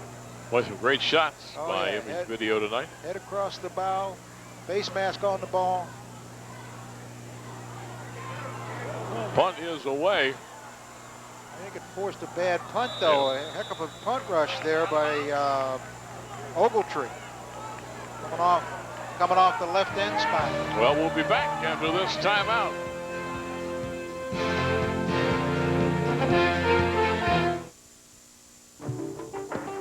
At Canton Christian Fellowship, it's our desire to provide the environment where you and your family will experience the goodness of God and His abounding love toward you. If you don't have a home church, we invite you and your family to worship with us. We're reaching the next generation by equipping our youth and children to reach their generations and prepare for the future. Canton Christian Fellowship, a church to call home. A 17-yard punt puts McKinley in action at their 27-yard line. Boy, there's some hitting going on down there. Yep, things are picking up. Harmon in the hole that time for the linebacker spot for Jackson. Brinson, the ball carrier for McKinley. Well, Brinson's been cutting that off tackle play back into to the right side. This is the same off tackle play. He's been cutting it back to his right. This time Harmon steps down inside and makes the tackle. Doesn't get outside. We're down to 13 seconds. That's going to bring an end to the third quarter. With the clock moving at 8, and the third quarter is over. The Jackson Polar Bears 14, Canton McKinley 9, Bulldogs with the football. We're back after this timeout. Here in Stark County, high school football is the best in the nation. SARTA is proud to be a part of this longtime tradition of excellence. At SARTA, we're committed to providing the residents of Stark County the best public transportation, and we recognize the teamwork and commitment it takes to be a winner. SARTA salutes this week's teams, the McKinley Bulldogs and the Jackson Polar Bears. With teamwork, everybody wins. SARTA, come ride with us. On the downtown Ford scoreboard, Jackson 14, Canton McKinley 9. Just a reminder, we'll be choosing the Tim's Tavern catch of the day. We'll do that at the end of the game. Tim's Tavern, famous for fish. Well, we haven't had a lot of catches, have we? I mean, look at Bob's stat sheets. Schaefer is 2 of 4 for 29 yards. Rafus and Jackson each with a catch. And Michael is 3 of 6, 27 yards. Morrow 2 catches, and Craven with a 1.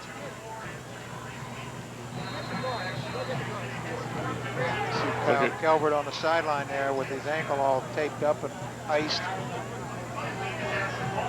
He's a starting linebacker. There's Brian Cross. We were just commenting here that nobody's leaving this game. Some of the games we've done lately, after the third quarter, nobody was around. Well, you can see 2nd down and 10 for the Bulldogs. Schaefer, pitch. Brinson trying to get around the corner. And nice cutback.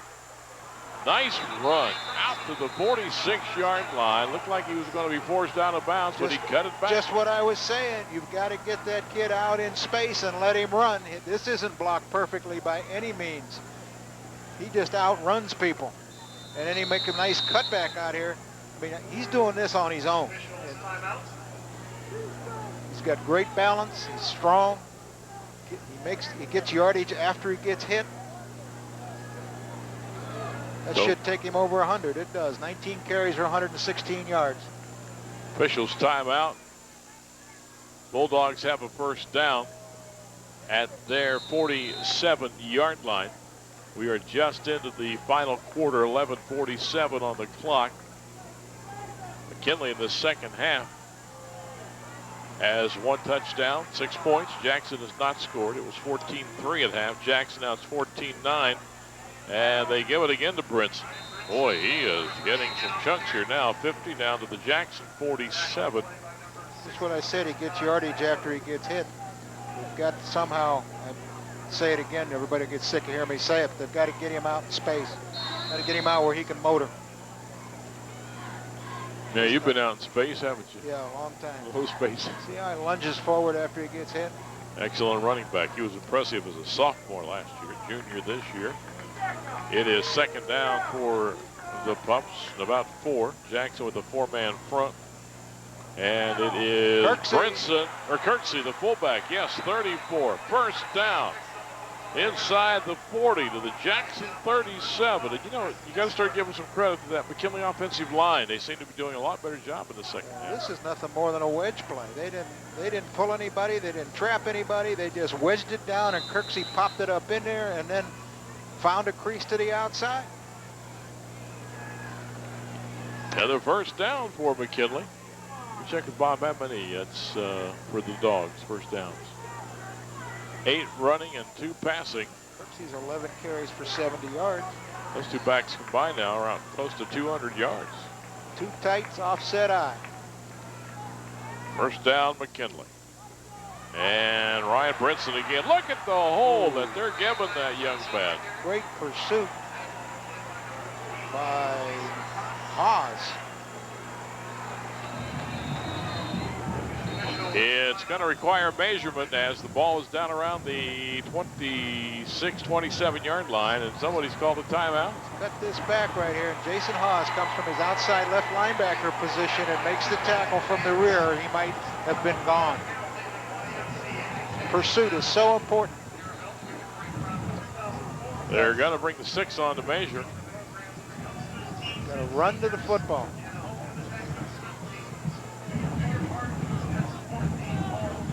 Standing room only tonight to watch this game between two fine teams. Let's get out on the sidelines to Dan Bell for Daniel. Hey, thanks, guys. We're watching Ryan Brinson do his thing down here. It goes back to what Phil Morrow was talking about earlier this week. The biggest thing that concerns him is how quickly he gets to the hole and puts himself in a one-on-one situation with the defensive secondary. Number 2 is the way he finishes a run. As you had mentioned, Coach, where he stretches for the extra foot, the extra yard. At 168 pounds, he runs about 20 pounds heavier. Now, Jackson defense back to the door. Let's see if McKinley, this close down, can continue to open the holes and go ahead in the ball game. Back up to you. All right, Bells, thank you. Coach, I don't think they've done much different. They just seem to be blocking a lot better. Well, they're a credit card short of a first down here. They ought to ask to measure it again. If they measured again, they might make it. This is Brinson. Starts it right, cuts it back. Look at the cut back. Brinson. He is to the 12-yard line. Another first down for McKinley. He's starting to find those creases. Got a penalty flag down. Well, depending on what it is, it may cost him the first. It may cost him some yardage here. Joe Moscarella, number 76, about 300. Ooh, that's going to hurt the Bulldogs. That's sportsmanlike conduct after the play. I wonder what the heck that was. I didn't see anything. Did you? Let's have a look at it here. Unless it was just makes a nice cut against the grain. Cuts back into the middle of the football field. It's brought down at about the 12. Yeah, Dan, you find out anything down there? Yeah, well, from what we could tell from our perspective, guys, it looked like Bradley Jones on the far side of the field had a little activity going with the defensive back for Jackson. It was well behind the play, so an unfortunate penalty, and moves him back now. Backs up against the wall for McKinley. Those kind of things that drive a coach crazy. Jackson calls a timeout. We'll explain things after we take this timeout. Well, five. Service and selection. Come on down to downtown Ford. Games or gimmicks to satisfaction. Come on down to downtown Ford. For price, service, and selection. Come on down to downtown Ford. Come on down to downtown Ford. So come on down and see what all Stark County's singing about. Come on down to downtown Ford. On the downtown Ford scoreboard, 14-9. Coach Phil Morrow of Jackson had gone out and talked with the officials. Brinson gets his yardage, and then the 15-yard penalty. That's 3 penalties on McKinley, 25 yards in the game. Oh, I said that'll drive a coach crazy. You've got momentum, you're moving the football, and then 10, 12 yards away from the play or more, you get an altercation that causes you a penalty and stops your momentum. That kind of stuff is goofy. Well, 10 minutes to go. McKinley with a first down at the Jackson 28. Bulldogs trail 14-9. Polar Bears almost 6, 7, 8 people up there in the box now trying to stop this running attack. Quick hitter by Kirksey, the fullback. He is to the 25. He'll get about 3 yards. Second down, 7. We got Kirksey up in there. That brings that defense inside, keeps him from flying out of there quite as fast. Got to hit him in the belly every now and then. 221 yards at a quick look between Brinson and Kirksey. Brinson with 148 of those. It's a fast game tonight because both teams keeping it on the ground. We've got 9:26 to go in the contest. Line it up in the eye, 2nd and 7. 2 tight ends. And Brinson is cut down hard. Number 68 for the Polar Bears. Excellent defensive play. It's gone to the well one too many times with that play. Mike Hendricks, 6'2", 245, senior defensive tackle. Trying to come off tackle to the left side, and Brinson wants to cut it back. They need something at this point, maybe where he needs to bounce it outside.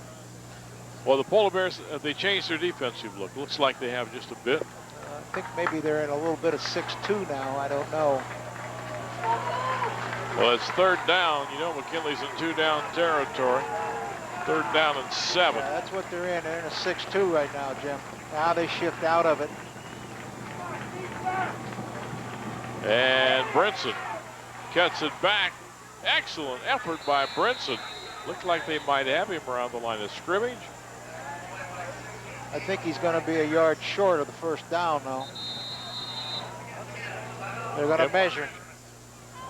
Again, just what I said, they need something where he could bounce outside because they've been hitting that cutback and hitting that cutback, and all of a sudden they've shut it down by changing the front to a 6-2 on the inside. Well, he got about 3 more yards after he was hit, right? Both he and Calvert do there. a heck of a job of getting yardage after contact.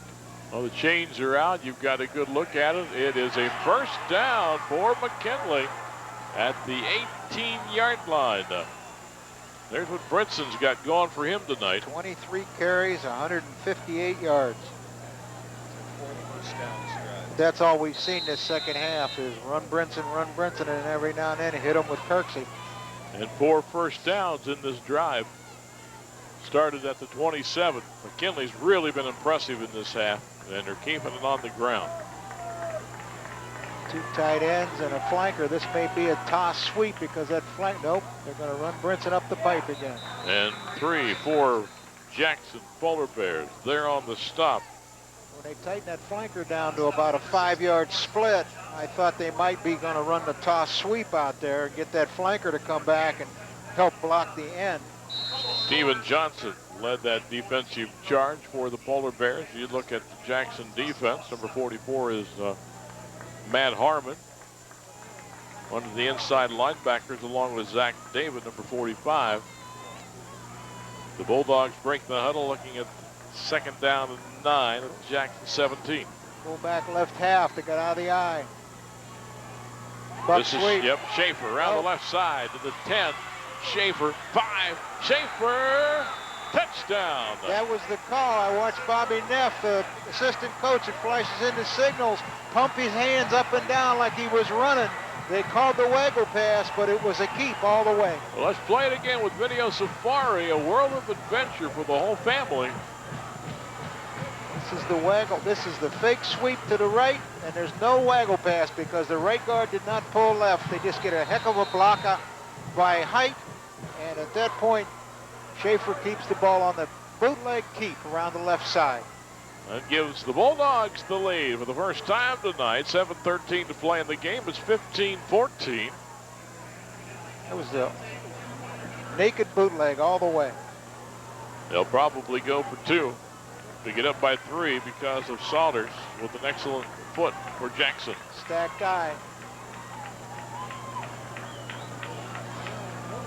Schaefer throwing and caught by Height. So they got the 2 extra points. 17-14.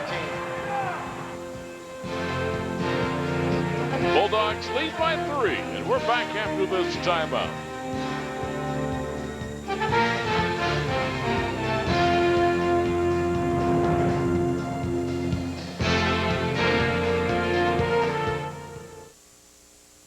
Hi, I'm Jim Tressel, coach of the Ohio State Buckeyes. Football is a tradition in Stark County, and so is 1480 WHBC.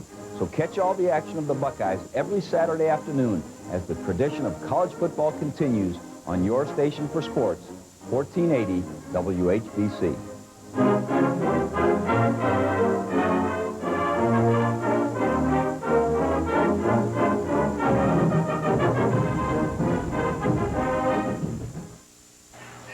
Downtown Ford scoreboard, you look at Brian Cross, you see where the Dogs taking over the lead, 17-14.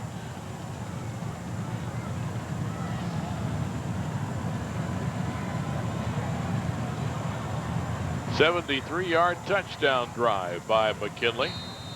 Bell Store Citgo, and you're on the go with this kickoff. Whoa. And I don't know if that was on purpose or he just missed it. Of course, the flags are down because he didn't look like he was going to kick it very hard. I don't know what he was doing. Came up to the ball and just punched it.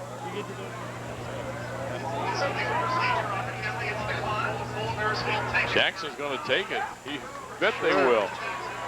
They'll be at their 47-yard line. 42, 41. Or 41.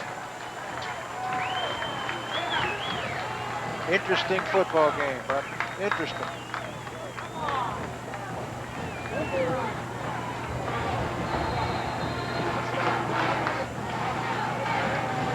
So Jackson, with McKinley really dominating this half.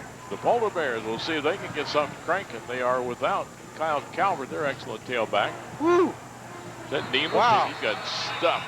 Man, did he get hit in the hole. Wow. Let's go down to Dan Belford. Daniel. Hey, thanks, guys. It's something to consider in this final minutes of this ball game, and a lot of time left, 7 minutes. You've got the great kicking game of Jackson with Sauter, but they're going into a very stiff wind down here. He kicks a high ball. This wind can cause it to push and drift a little bit. And if they get into a passing situation, that ball's going to float a little bit on them in this final stanza. Back up to you. Well, that went nowhere. It's 2nd down and 10. Neiman 36 yards. Carlos Parrish made the hit. See the flag snapping there as they go to the shotgun. Polar Bears have been stuffed in this second half. They had an excellent first half. They give it to Neiman, cuts it back. Neiman's got some running room. 50 down to the Bulldogs. 49, maybe the 48. Right Nice call. I tell you what, I don't think they've run that all night. That's a cutback, design cutback play. They start him left right here. The left tackle pulls. He's a tackle trap. He goes around and tries to pick up the linebacker. They turned out with a right tackle. Found a big hole off the right side. He's 11 for 47. Well, he's had to do the job with Calvert out of there. Jackson, that is a first down at the McKinley 48. Polar Bears have 9 first downs on the ground, 1 in the air, so they have 10 in the ball game, which they trail now to the McKinley Bulldogs, 17-14. Pitch, Nemeth looking for a block, and early not much there. Get back to the line of scrimmage. Excellent defense by McKinley. That man Holloway again from the Mike linebacker spot, that sophomore. You can cheer on the team before or after the game with the 1480 WHBC Bell Store Citgo School Spirit Static Sticker. Static stickers free and available. The Bell Store Citgo in Stark County. Display yours to win $100 for your school's academic programs and the $25 Bell Store Citgo cash card just for you. For complete rules, ask at your nearest Bell Store Citgo.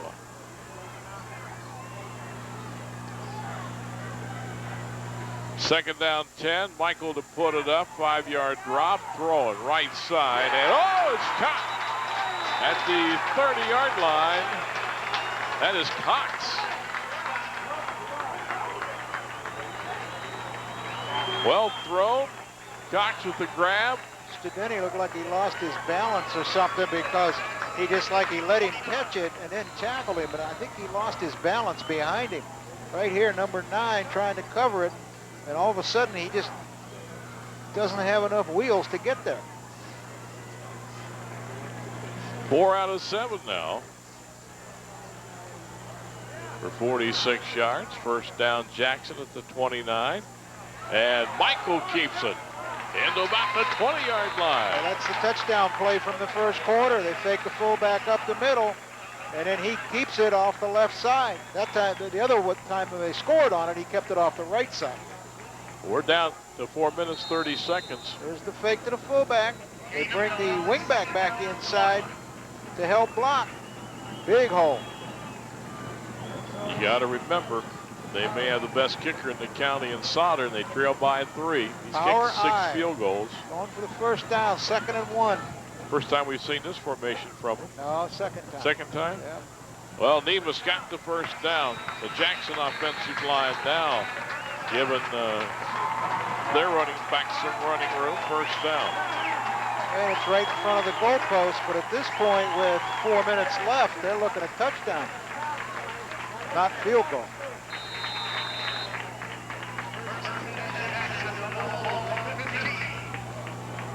.358, 357. First down, Jackson. McKinley's 15-yard line. We've got one for you tonight. Quarterback keep. Now they defensed it that time. He was hit by Brinson coming up to make the tackle. They went with that tight wing on the right side of the eye. They faked the fullback up the middle, and then Michael keeps it. Brinson in a strong safety. There's the fake to the fullback. Michael's going to keep the ball. They lead the wingback 44 up into the hole to help block on the linebacker. But Brinson from the secondary stepped up and made the hit. That's Harmon, number 44, that's that blocking wingback. Second down, 9 for Jackson. Inside the McKinley 15. Fake one way, and even coming back the other way to about the 11-yard line. Not a good play against McKinley's quickness. Takes too long to hit. Clock at 2:53 and moving. It's the counter gap play. They give it to the tailback. They pull the left guard, left tackle back to the right side, but a lot of white shirts waiting at the pass. Well, it's 3rd down and 7. Jackson's got to be thinking if they make a play, they want to get back toward the center of the field. Yeah, now a timeout's going to be called by Jackson. We'll be back after a timeout.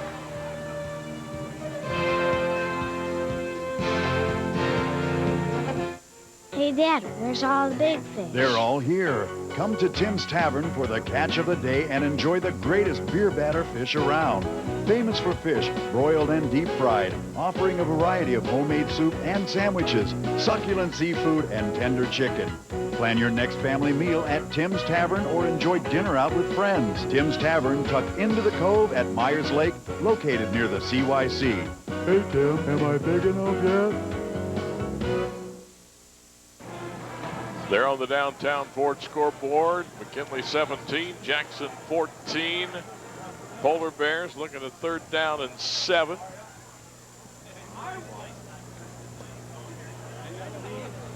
And they've got maybe to work the ball back toward the center of the field. Ball's on the 12-yard line.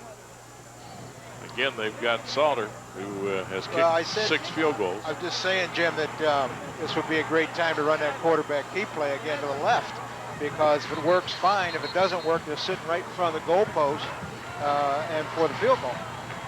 Jackson started this drive on their 46-yard line. It's a long timeout. Sure is. They better get on the field. They're going to get a too much time penalty. That'll knock them back out of there. Oh, we get another timeout. Jackson's going to take another timeout. Well, coaches make the winners on the field, and teachers like Cheryl Borsch from Canton City Schools and Nan Poole from Jackson Local Schools winning in the classroom. We congratulate them on being named, along with 20 other teachers, to the All-County Teaching Team. They will be honored during the 2003 Education Celebration Banquet Thursday, October 9th at the Canton Memorial Civic Center. There is the flag, and I don't think the wind's going to be a factor this close. This Sauter has a leg like a cannon. yeah, he would be right into that strong wind. Yeah, but I don't care. It didn't have to be a hurricane to stop anything he was going to kick. Let's go down to Dan Belford. Daniel. Hey, guys, something maybe to look at if they decide to do a short pass maybe into the end zone to try to get the touchdown to stretch it out a little bit. They've been working Morrow, who's 6'1", against Christian Smith, who's 5'5". Maybe get something lobbed up in the air, make it a jump ball, and see who comes out the winner. Back up to you. All right, it's 3rd down and 7. Here we go. The ball to the McKinley 12-yard line. Wideouts to the, well, you can't see him. They're that far out of the picture to the top. Michael will step back in the shotgun. Yep. Got Nemeth beside him there. Will give it to Nemeth. Woo, big hit. 8-yard line. Right in the middle. Middle of the football field for the field goal. I think that's, well, they were hoping to break Nemeth, but they were thinking field goal, tie this thing up. No, that's what I said. You got to run off tackle to the left to put the ball in front of the post. If it pops for a score or a first down, fine. It doesn't matter whether it's this play or the quarterback keep play. Something's got to line you up in the middle of the goalpost. Oh, it's a 26-yard field goal attempt to tie this thing up with 1:57 and the clock running. Then we're going to take time, try to ice the kicker. Billy Saunders, 6'1", senior kicker. Jackson out of timeouts, and McKinley with 1 with 1:52 to go. We may be headed for overtime. Saunders, pressure on him, but He's got a howitzer, though, on that right leg. He can really hit him. I don't think the wind, like I said, I don't think the wind will be a factor. Pressure may be a factor, but not the wind. You were coaching it. How much time did you spend on special teams in practice? What did you say now? I'm sorry. When you were coaching, how much time did you spend in practice on special teams? We tried to split everything into thirds. Most coaches do. Spend 1/3 of your practice time during the week on offense, 1/3 on defense, and 1/3 on special teams. Because, you know, the special teams are an integral part of what you have to do. If you spend less time than that on it, like go 40-40-20 or something like that, then your special teams will not perform at the level that they should. And also they lose importance in the eyes of your players. Your players have to think that they are very, very important in the special teams venue. You see, because they are. Yeah, putting the tee down. Michael will hold as we get ready to go. 1:52 on the clock. Think about this, takes 3 people. Takes the snapper, the holder, and the kicker, plus all the blockers. But the 3 guys that really have to coordinate it are the snapper, the kicker, the holder, and the kicker. Oh, it's down. Wow. It's up. Boy, he rocketed that thing way through the uprights. I said, wind is not a factor. Did you hear that when he hit the ball? Went crack. 26 yards to tie it up, 17-17. Ball's down, nice snap, nice hold. See, they spent a lot of time working on that, Jim. That was very well coordinated. Hey, tonight's played again with Video Safari movie is North Dallas 40. Tune into Fred and Pam Monday morning, and when you hear them ask for the Play It Again with Video Safari movie title, you be the first caller with the correct answer, and you'll win a free movie rental from your friends at Video Safari. Again, it's North Dallas 40. Second look at that kick. Really hits the ball. See, at that point, he doesn't want to baby it. It's just like a 3-foot putt. You want to hammer it into the back of the cup. You don't want to just tap it. He put that thing into orbit.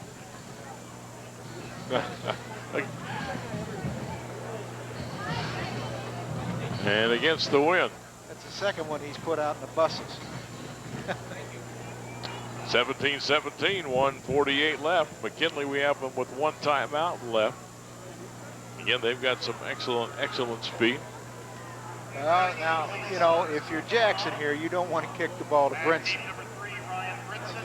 You'd like very much just to dribble it down there about 30 yards, 35 yards, and get down and swarm who's ever got it. But if you kick it deep to Brinson, then you got a chance with him in space of running it all the way back. Bell Store Sitco, you're on the go, bringing you this kickoff. Now they're going to hit it deep. But it's not to Brinson. About the 8-yard line. Well, trying to pick up the number of the return man. He's gone nowhere. Number 11, who is? That's Bradley Jones. Bradley Jones. Let's go down to Dan.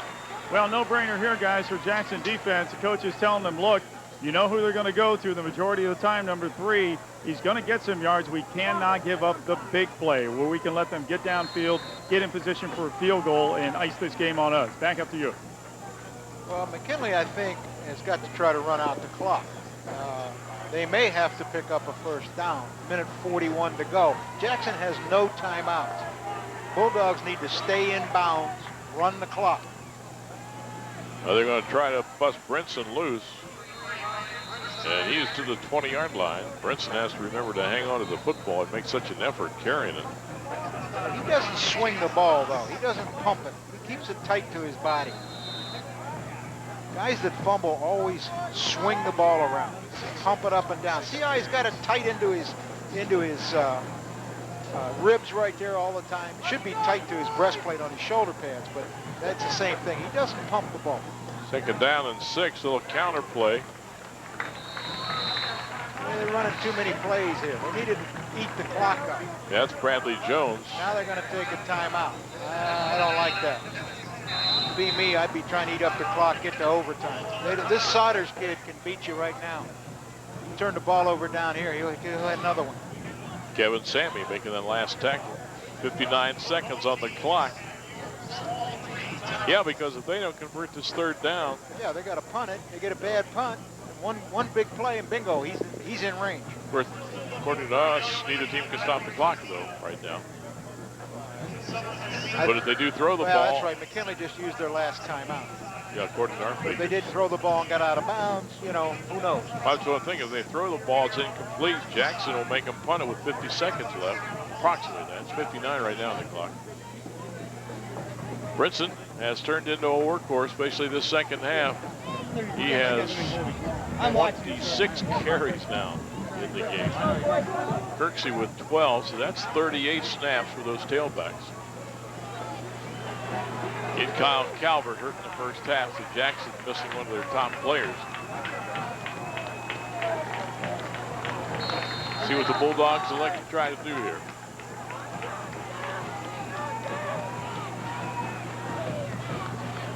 Schaefer, sideline, caught, first down. That's what they were after. That's what they needed. Caught by, it looked to be 42, Tyrone Gillespie. Moving the chains, the clock won't start until the chains are set. Right now it starts. 52, 51.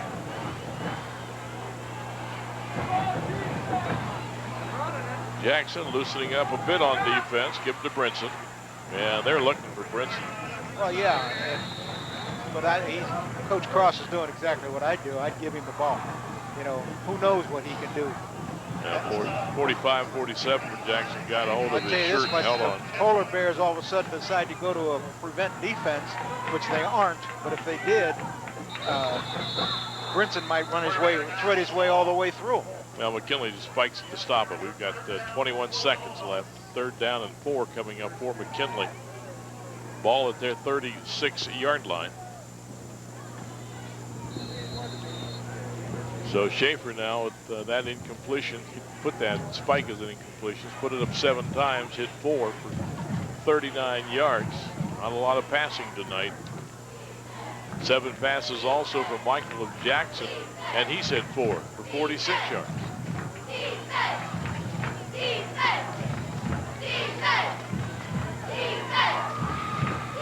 Next week, McKinley in action on a Saturday night. We'll have it for you in 1480. Ignatius, right? Yep, at Fawcett. Play action to Brinson. Schaefer looking, pressure's coming, throws, pass deflected but caught by Jones at the 43. That'll be a first down. 15 seconds left. Coach Cross wants him to spike the ball. He can't get them lined up. They're not hustling. Got to get there, get lined up right now. Oh, they're moving the chain, so he's all right. My fault. That was first down. Another first down. This one by pass. And there's the spike. So 10.6 seconds. McKinley maybe with 2 more snaps. First downs now for McKinley. 10 rushing, 4 passing. That's 14. 9 of those in this second half. They have been a very efficient offensive team in the second half. Jackson with a total of 12 first downs, 5 in the second half. Of the 12, 10 on the ground. I don't know that they'll do anything here except run Brinson. I think maybe he might be able to break one.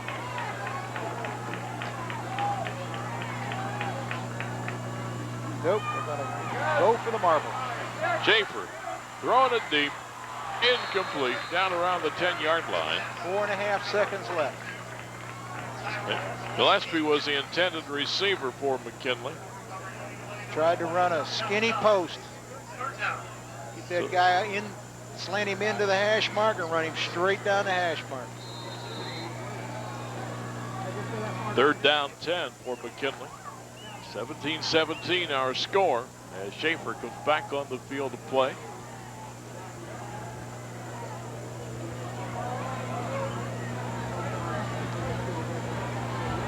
Keep thinking, where's Brinson at here? There he is in the slot. Shotgun.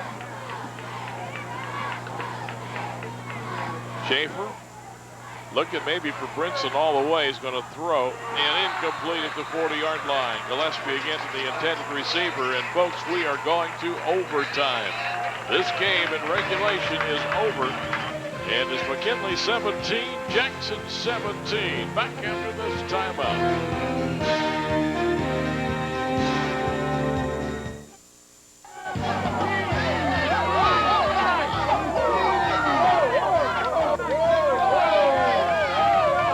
At Sutter, we love football.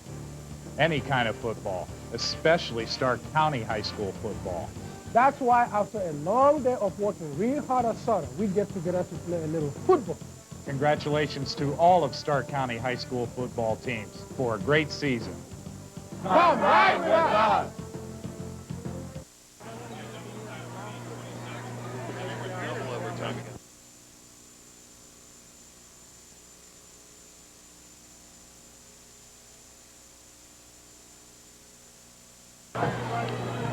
They're on the downtown Ford scoreboard, all tied up 17-17 as we get ready to go to overtime. Jackson, the winner of the toss, which means we'll play defense and let McKinley have it with the offense on the first try. Yeah, that's the thing to do when you go to overtime is always play defense first if you win the toss so you know what you have to beat. You need to know whether or not you need a field goal or whether you need a touchdown to match the other team. McKinley. And what's going on the sidelines down there? Well, I think, guys, McKinley going to offense, too. I think what they would like to do is put 7 points on the board, touchdown and extra point, and take Sauter out of this game and make Jackson go to offense and have to score and get the extra point to keep the overtime going. Let's see what shakes down. Back up to you. Now, Sauter's the one that tied it up with 1:52 to go. So the Bulldogs from the 20-yard line will give it to Brinson. He is sweeping to the 15, hit and taken down inside the 15-yard line. Again, good call because you get Brinson in space to the outside. He picks up 6 yards. Dustin Johns coming up to make the tackle. He's the cornerback over there. This is the buck sweep, and he doesn't turn it up. He gets around the corner. Picks up 6 yards. It's 2nd and 4. Maybe 7 yards, huh? Well, I guess we're going to give him 6. Ball at the 14-yard line. Overtime, 17-17. And Schaefer on the kick. Yep, hitting around the 10. He may have the first down. That's what they wanted. Fake the ball to the fullback. Kirksey up the middle. Fake to Brinson going off the right side. This is what scored her touchdown. Height got a good block out on the tight end side, turning his man out, and kept it. John's making a heck of a hit. Picture tackle on about the 10. First down. Football resting inside the 10-yard line. So they got a 1st and goal. Their offense on the ground, McKinley very efficient the second half. They give it again to Brinson. He starts left, cuts it back, and he's in for the touchdown. Boy, does he run after he gets hit. My goodness. Ryan Brinson, what a football game that young man is having. He'll score the touchdown in overtime from 10 yards out to put the Bulldogs up 23-17. That takes Sauter, the kicker, out of the game. Field goal won't do him any good. This time it's the same sweep look, but he cuts it back. Turns up. Hit. He just keeps driving. Puts himself in the end zone. Now we got a big extra point. The freshman Zach Campbell's going to try it. It is up, and it's no good. It is no good. That may be a game breaker. That brings Sauter back in the mix now with the extra point. If Jackson can put it in the end zone, it is 23-17. Here's the TD play on replay again, ground level as he makes the cut back up the pipe. Gets hit right here, breaks a tackle, gets hit down near the goal line, throws himself forward, gets into the end zone. That's a lot to ask for a freshman kicker, though, Zach Campbell, in a pressure situation. It's very, very difficult to put a 9th grade kid out there. Obviously, it's the only kicker they've got, or they wouldn't do it. And at that point, kid misses the extra point, although he has contributed, what, five points to this thing tonight. Yeah, he kicked the field goal. Well, we'll see what they can do now. Throwing. End zone. Tip. And incomplete. There's Morrow, number 1. Tipped it, and it went up in the air, and it popped up in the air and hit Morrow in the face mask. Daniel. And that's the matchup I talked about, guys, in the 4th quarter. Maurer at 6'1", Christian Smith at 5'5". He blew by him by about 3 yards. Christian caught up, but hey, off that face mask. Yeah, it was tipped by Christian and right off the hands of Morrow. Well, 2nd down, 10 from the 20 for the Boulder Bears.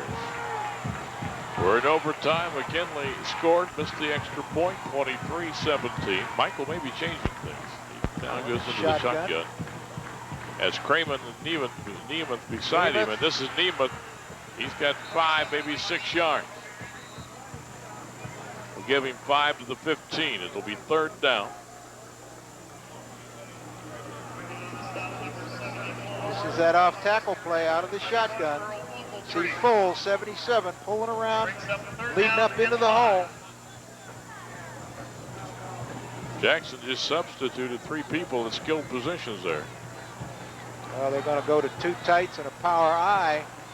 Try to pick up this first down. They've got 2 shots to get 5 yards. Nobody split out. Nemeth. First down. Got the first down inside the 10 to the 9. Nice job of following his blockers. Toss sweep. Jackson's fans going crazy over here to pick up the first down. They're into the 9-yard line. Lead both backs. All the linemen trying to hook their people to the inside. Nemeth makes a nice cut, breaks a tackle, and pops it inside the 10 for the first down. Big play. Nemeth 68 yards tonight. Jackson down by 6 in overtime. Timeout McKinley. With, I'll just give a time on the clock. There is no time on the clock. There's what Nemeth has done in relief of Kyle Calvert, the outstanding tailback linebacker who was hurt in the first half. An ankle injury. Well, Nemeth's probably only played, what, 3 quarters at the most. Quarter, 2.5 quarters. Yep. Picked up 68 yards on 17 carries. Calvert, before he got hurt, had 9 carries, 54 yards. I would imagine Calvert, we saw him limping around. He may be ready for next week. And what a night that Ryan Brinson's had. Brinson in on defense now at the safety position. 29 carries, 186 yards, and 2 TDs.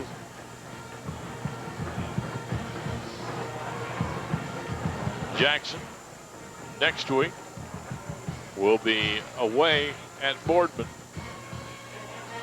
where we told you McKinley will play Saturday night against St. Ignatius at Boston Stadium. And for the Bulldogs is a trip on a Saturday night to Warren Harding also. Bulldogs schedule is one of the toughest in the state. After they get through those first 2 weeks. Yeah, the first 2 weeks were probably good for them, though. It was like extended spring, or two-a-days, extended practice. With the new system. Well, it's at the 9 for Jackson. They need the touchdown to tie, then a chance to win it on the foot of Souter.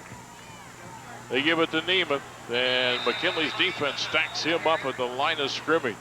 I think it's a no-gainer. Maybe a half-a-yard loss. Bulldogs with that size up front. Parrish there, 290. Power off tackle. Both running backs running through for linebackers. Defense closed in behind them. Well, Parrish leading that defensive charge. Both teams have one timeout in overtime. Neither has taken it. Oh, no. McKinley took one there. Yeah. Power eye from the 9. Second down. Neiman. Stop at the line of scrimmage. I thought we might see the quarterback go right or left trying to loosen things up there. They have no wideouts. Bulldog fans have it. Wideouts coming in now. That 3rd and 9 from the 9. There is just nothing there. Neiman, Bam. Bam. Is that Holloway on the bottom of that again? Pick that up. See his helmet there. I don't know who it was. Somebody filled that off tackle right now. All right. Now they're spreading the field. 3rd down at the 9. Michael throwing. And a flag's down. We're going to get, I think, pass interference that called. Will give them a first down. Automatic first down. Ball will go inside the 5 with half the distance. We'll wait for the official call here, though. What's the call? Interference. Defense. Ball's automatic first down. Somewhere inside the 5. Michael throwing a slant cut out here.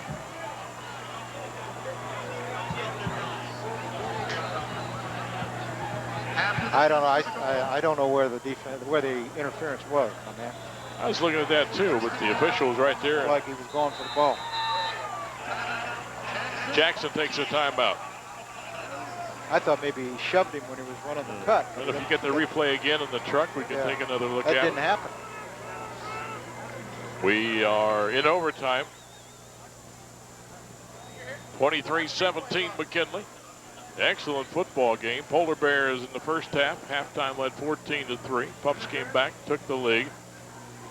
There's the penalties for tonight. Going to see a rerun of this. Michael dropping back to pass, running the slant. Well, maybe he had his left shoulder into him. Yeah, I know, but you're going for the football. Yeah, you're he playing didn't for the shove football. Him. He didn't do anything that I could see that could have been interpreted as interference. You're allowed to go for the football.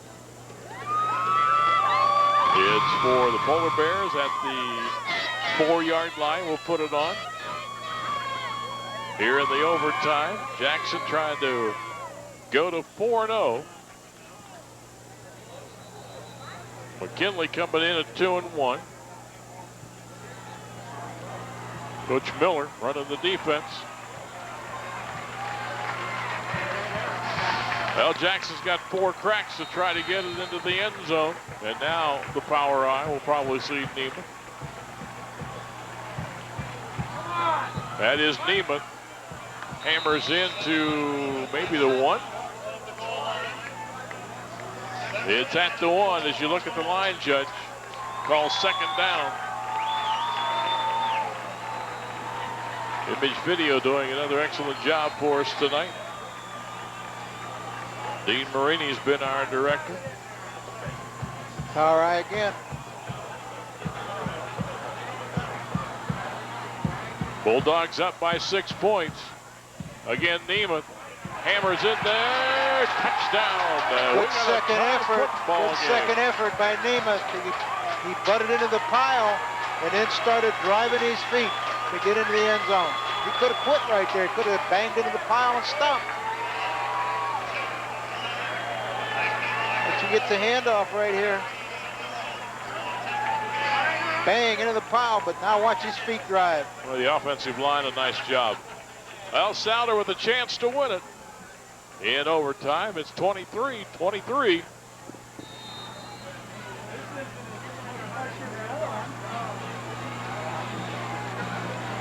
For the win. It's up, and it is good. And the Polar Bears have won it in overtime, 24-23. We'll be back to start wrapping things up after this timeout.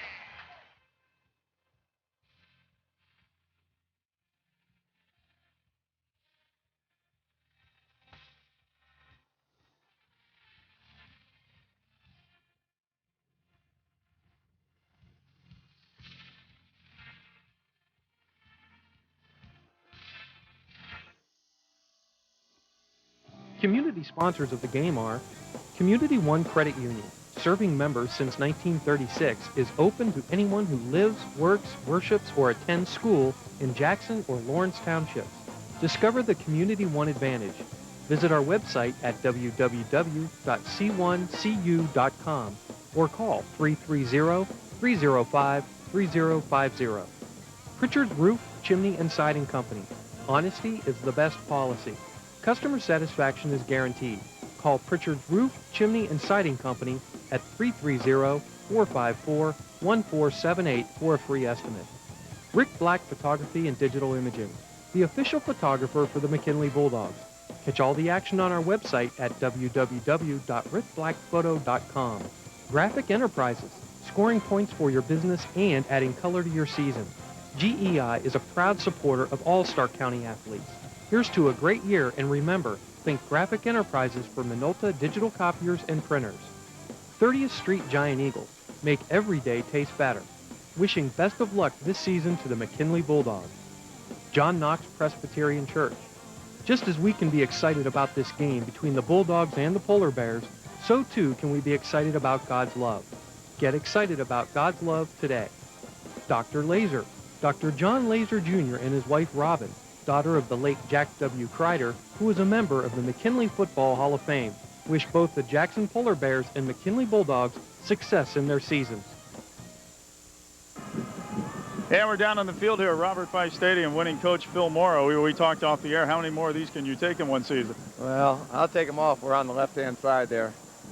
Calvert goes out. Obviously, huge cog in your offense. I mean, what's the mentality of the team when he goes down? Well, you know, we know, obviously, he's an excellent football player for us, but we've got some other guys in there. And, you know, Mikey Nemeth came in, stepped up, did a great job. And, you know, Nate Michaels continued to do a great job running the offense. And, you know, I got to give our offensive line a lot of credit. Defensive line, too. For the first half at least, they shut those gaps down and stayed with the assignments. Yes, they did. And you got to give McKinley a lot of credit. You know, Coach Cross had his team ready. They came out and did a great job second half. And as we well know, number 3 is a pretty special ball player for Canton McKinley. Why the turnaround second half? 14-3 they turn it around 14-3. They get some momentum back. It's a little shaky there for a while. Yeah, you know, obviously going for the 4th down there and we didn't make it, I thought was a big turnover. Obviously, if I had that to do over again, I would have punted. And, I think that was a big turning point for McKinley. Always nice to have Billy Sauter in your back pocket in case you need him. You can't say enough about that young man. He's made some big kicks all year for us, and he's pretty special. Hey, great start to the season, Coach. Keep it going. Thanks so much. All right. Phil Morrow, guys, coach of the Jackson Polar Bears. Back to you. All right, Dan, thanks, and congratulations to Phil Morrow. All right, the catch of the game, Tim's Tavern always has a great catch of the day. And tonight's big catch, we're going to give it to Matt Cox, number 7 of Jackson, a junior. Had an excellent reception in the second half. This is Nathan Michael dropping to throw. Finds Cox down the sideline running a flag pattern. Started in and broke back out. Big catch that I think helped set up the field goal, right? To tied it up. So your friends at Tim's Tavern congratulate Mr. Cox, and he will get a dinner for 4 at Tim's Tavern for that catch.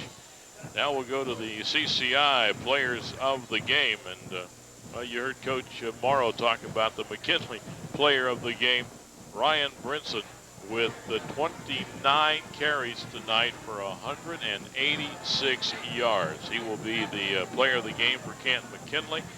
And for Jackson, their youngster, Mr. Nemeth, come in replacing Kyle Calvert, who got hurt in that first half. And Mike Nemeth had a lot of load on his shoulders, but he goes with 21 carries, 72 yards tonight. And he will receive the award for CCI. Okay, I was going to ask Coach to make a comment on this, but any thoughts, Ed, on the... Well, I think Mike Nemeth could have come in and not played well, you know, and at that point, in replacing Calvert. And in that point, what he did was he came in and he played real well and scored the tying touchdown, and then the extra point won it for him in overtime. So I thought it was very key that he had a good game as a backup running back. He's got good speed, good power, and was a pleasant surprise as far as the media is concerned because nobody knew about him. Well, CCI is strongly supporting the ideals and accomplishments of interscholastic sports programs in our area. Good folks at CCI will give Jackson a $100 donation to their athletic fund, and both the players we mentioned will get a plaque and a letter of recognition. And our thanks to CCI for their sponsoring the player of the game. And Bob Jeffries got our final stats in this overtime win. Statistically, McKinley had 16 first downs to the Polar Bears 14. Passing yardage was exactly equal, 46 yards for each team. Rushing, McKinley had 289 yards on the ground. Jackson 195. Turnovers 1 apiece. Penalties, McKinley 4 for 30. Jackson 1 for 5. The most costly being that interference call on the 5-yard line at the end of the ball in the overtime. And Jackson wins at 24-23 to remain unbeaten. We want to thank Image Video, another great job, and to Dan Belford, Bob Jeffries, Ed Glass, my thanks. Thanks for watching. Jim Johnson saying so long from Robert Fife Stadium.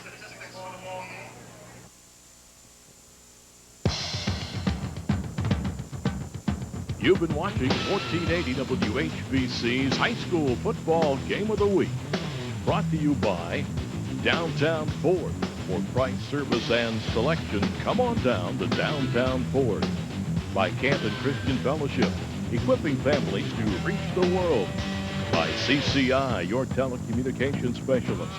By Stark Area RTA, come ride with us. By State Farm Insurance. Like a good neighbor, State Farm is there. By Subway, the fresh and healthy choice. By Tim's Tavern, famous for fish. By Video Safari, a world of adventure for the whole family. By Mercy Medical Center, we can help you get back in the game.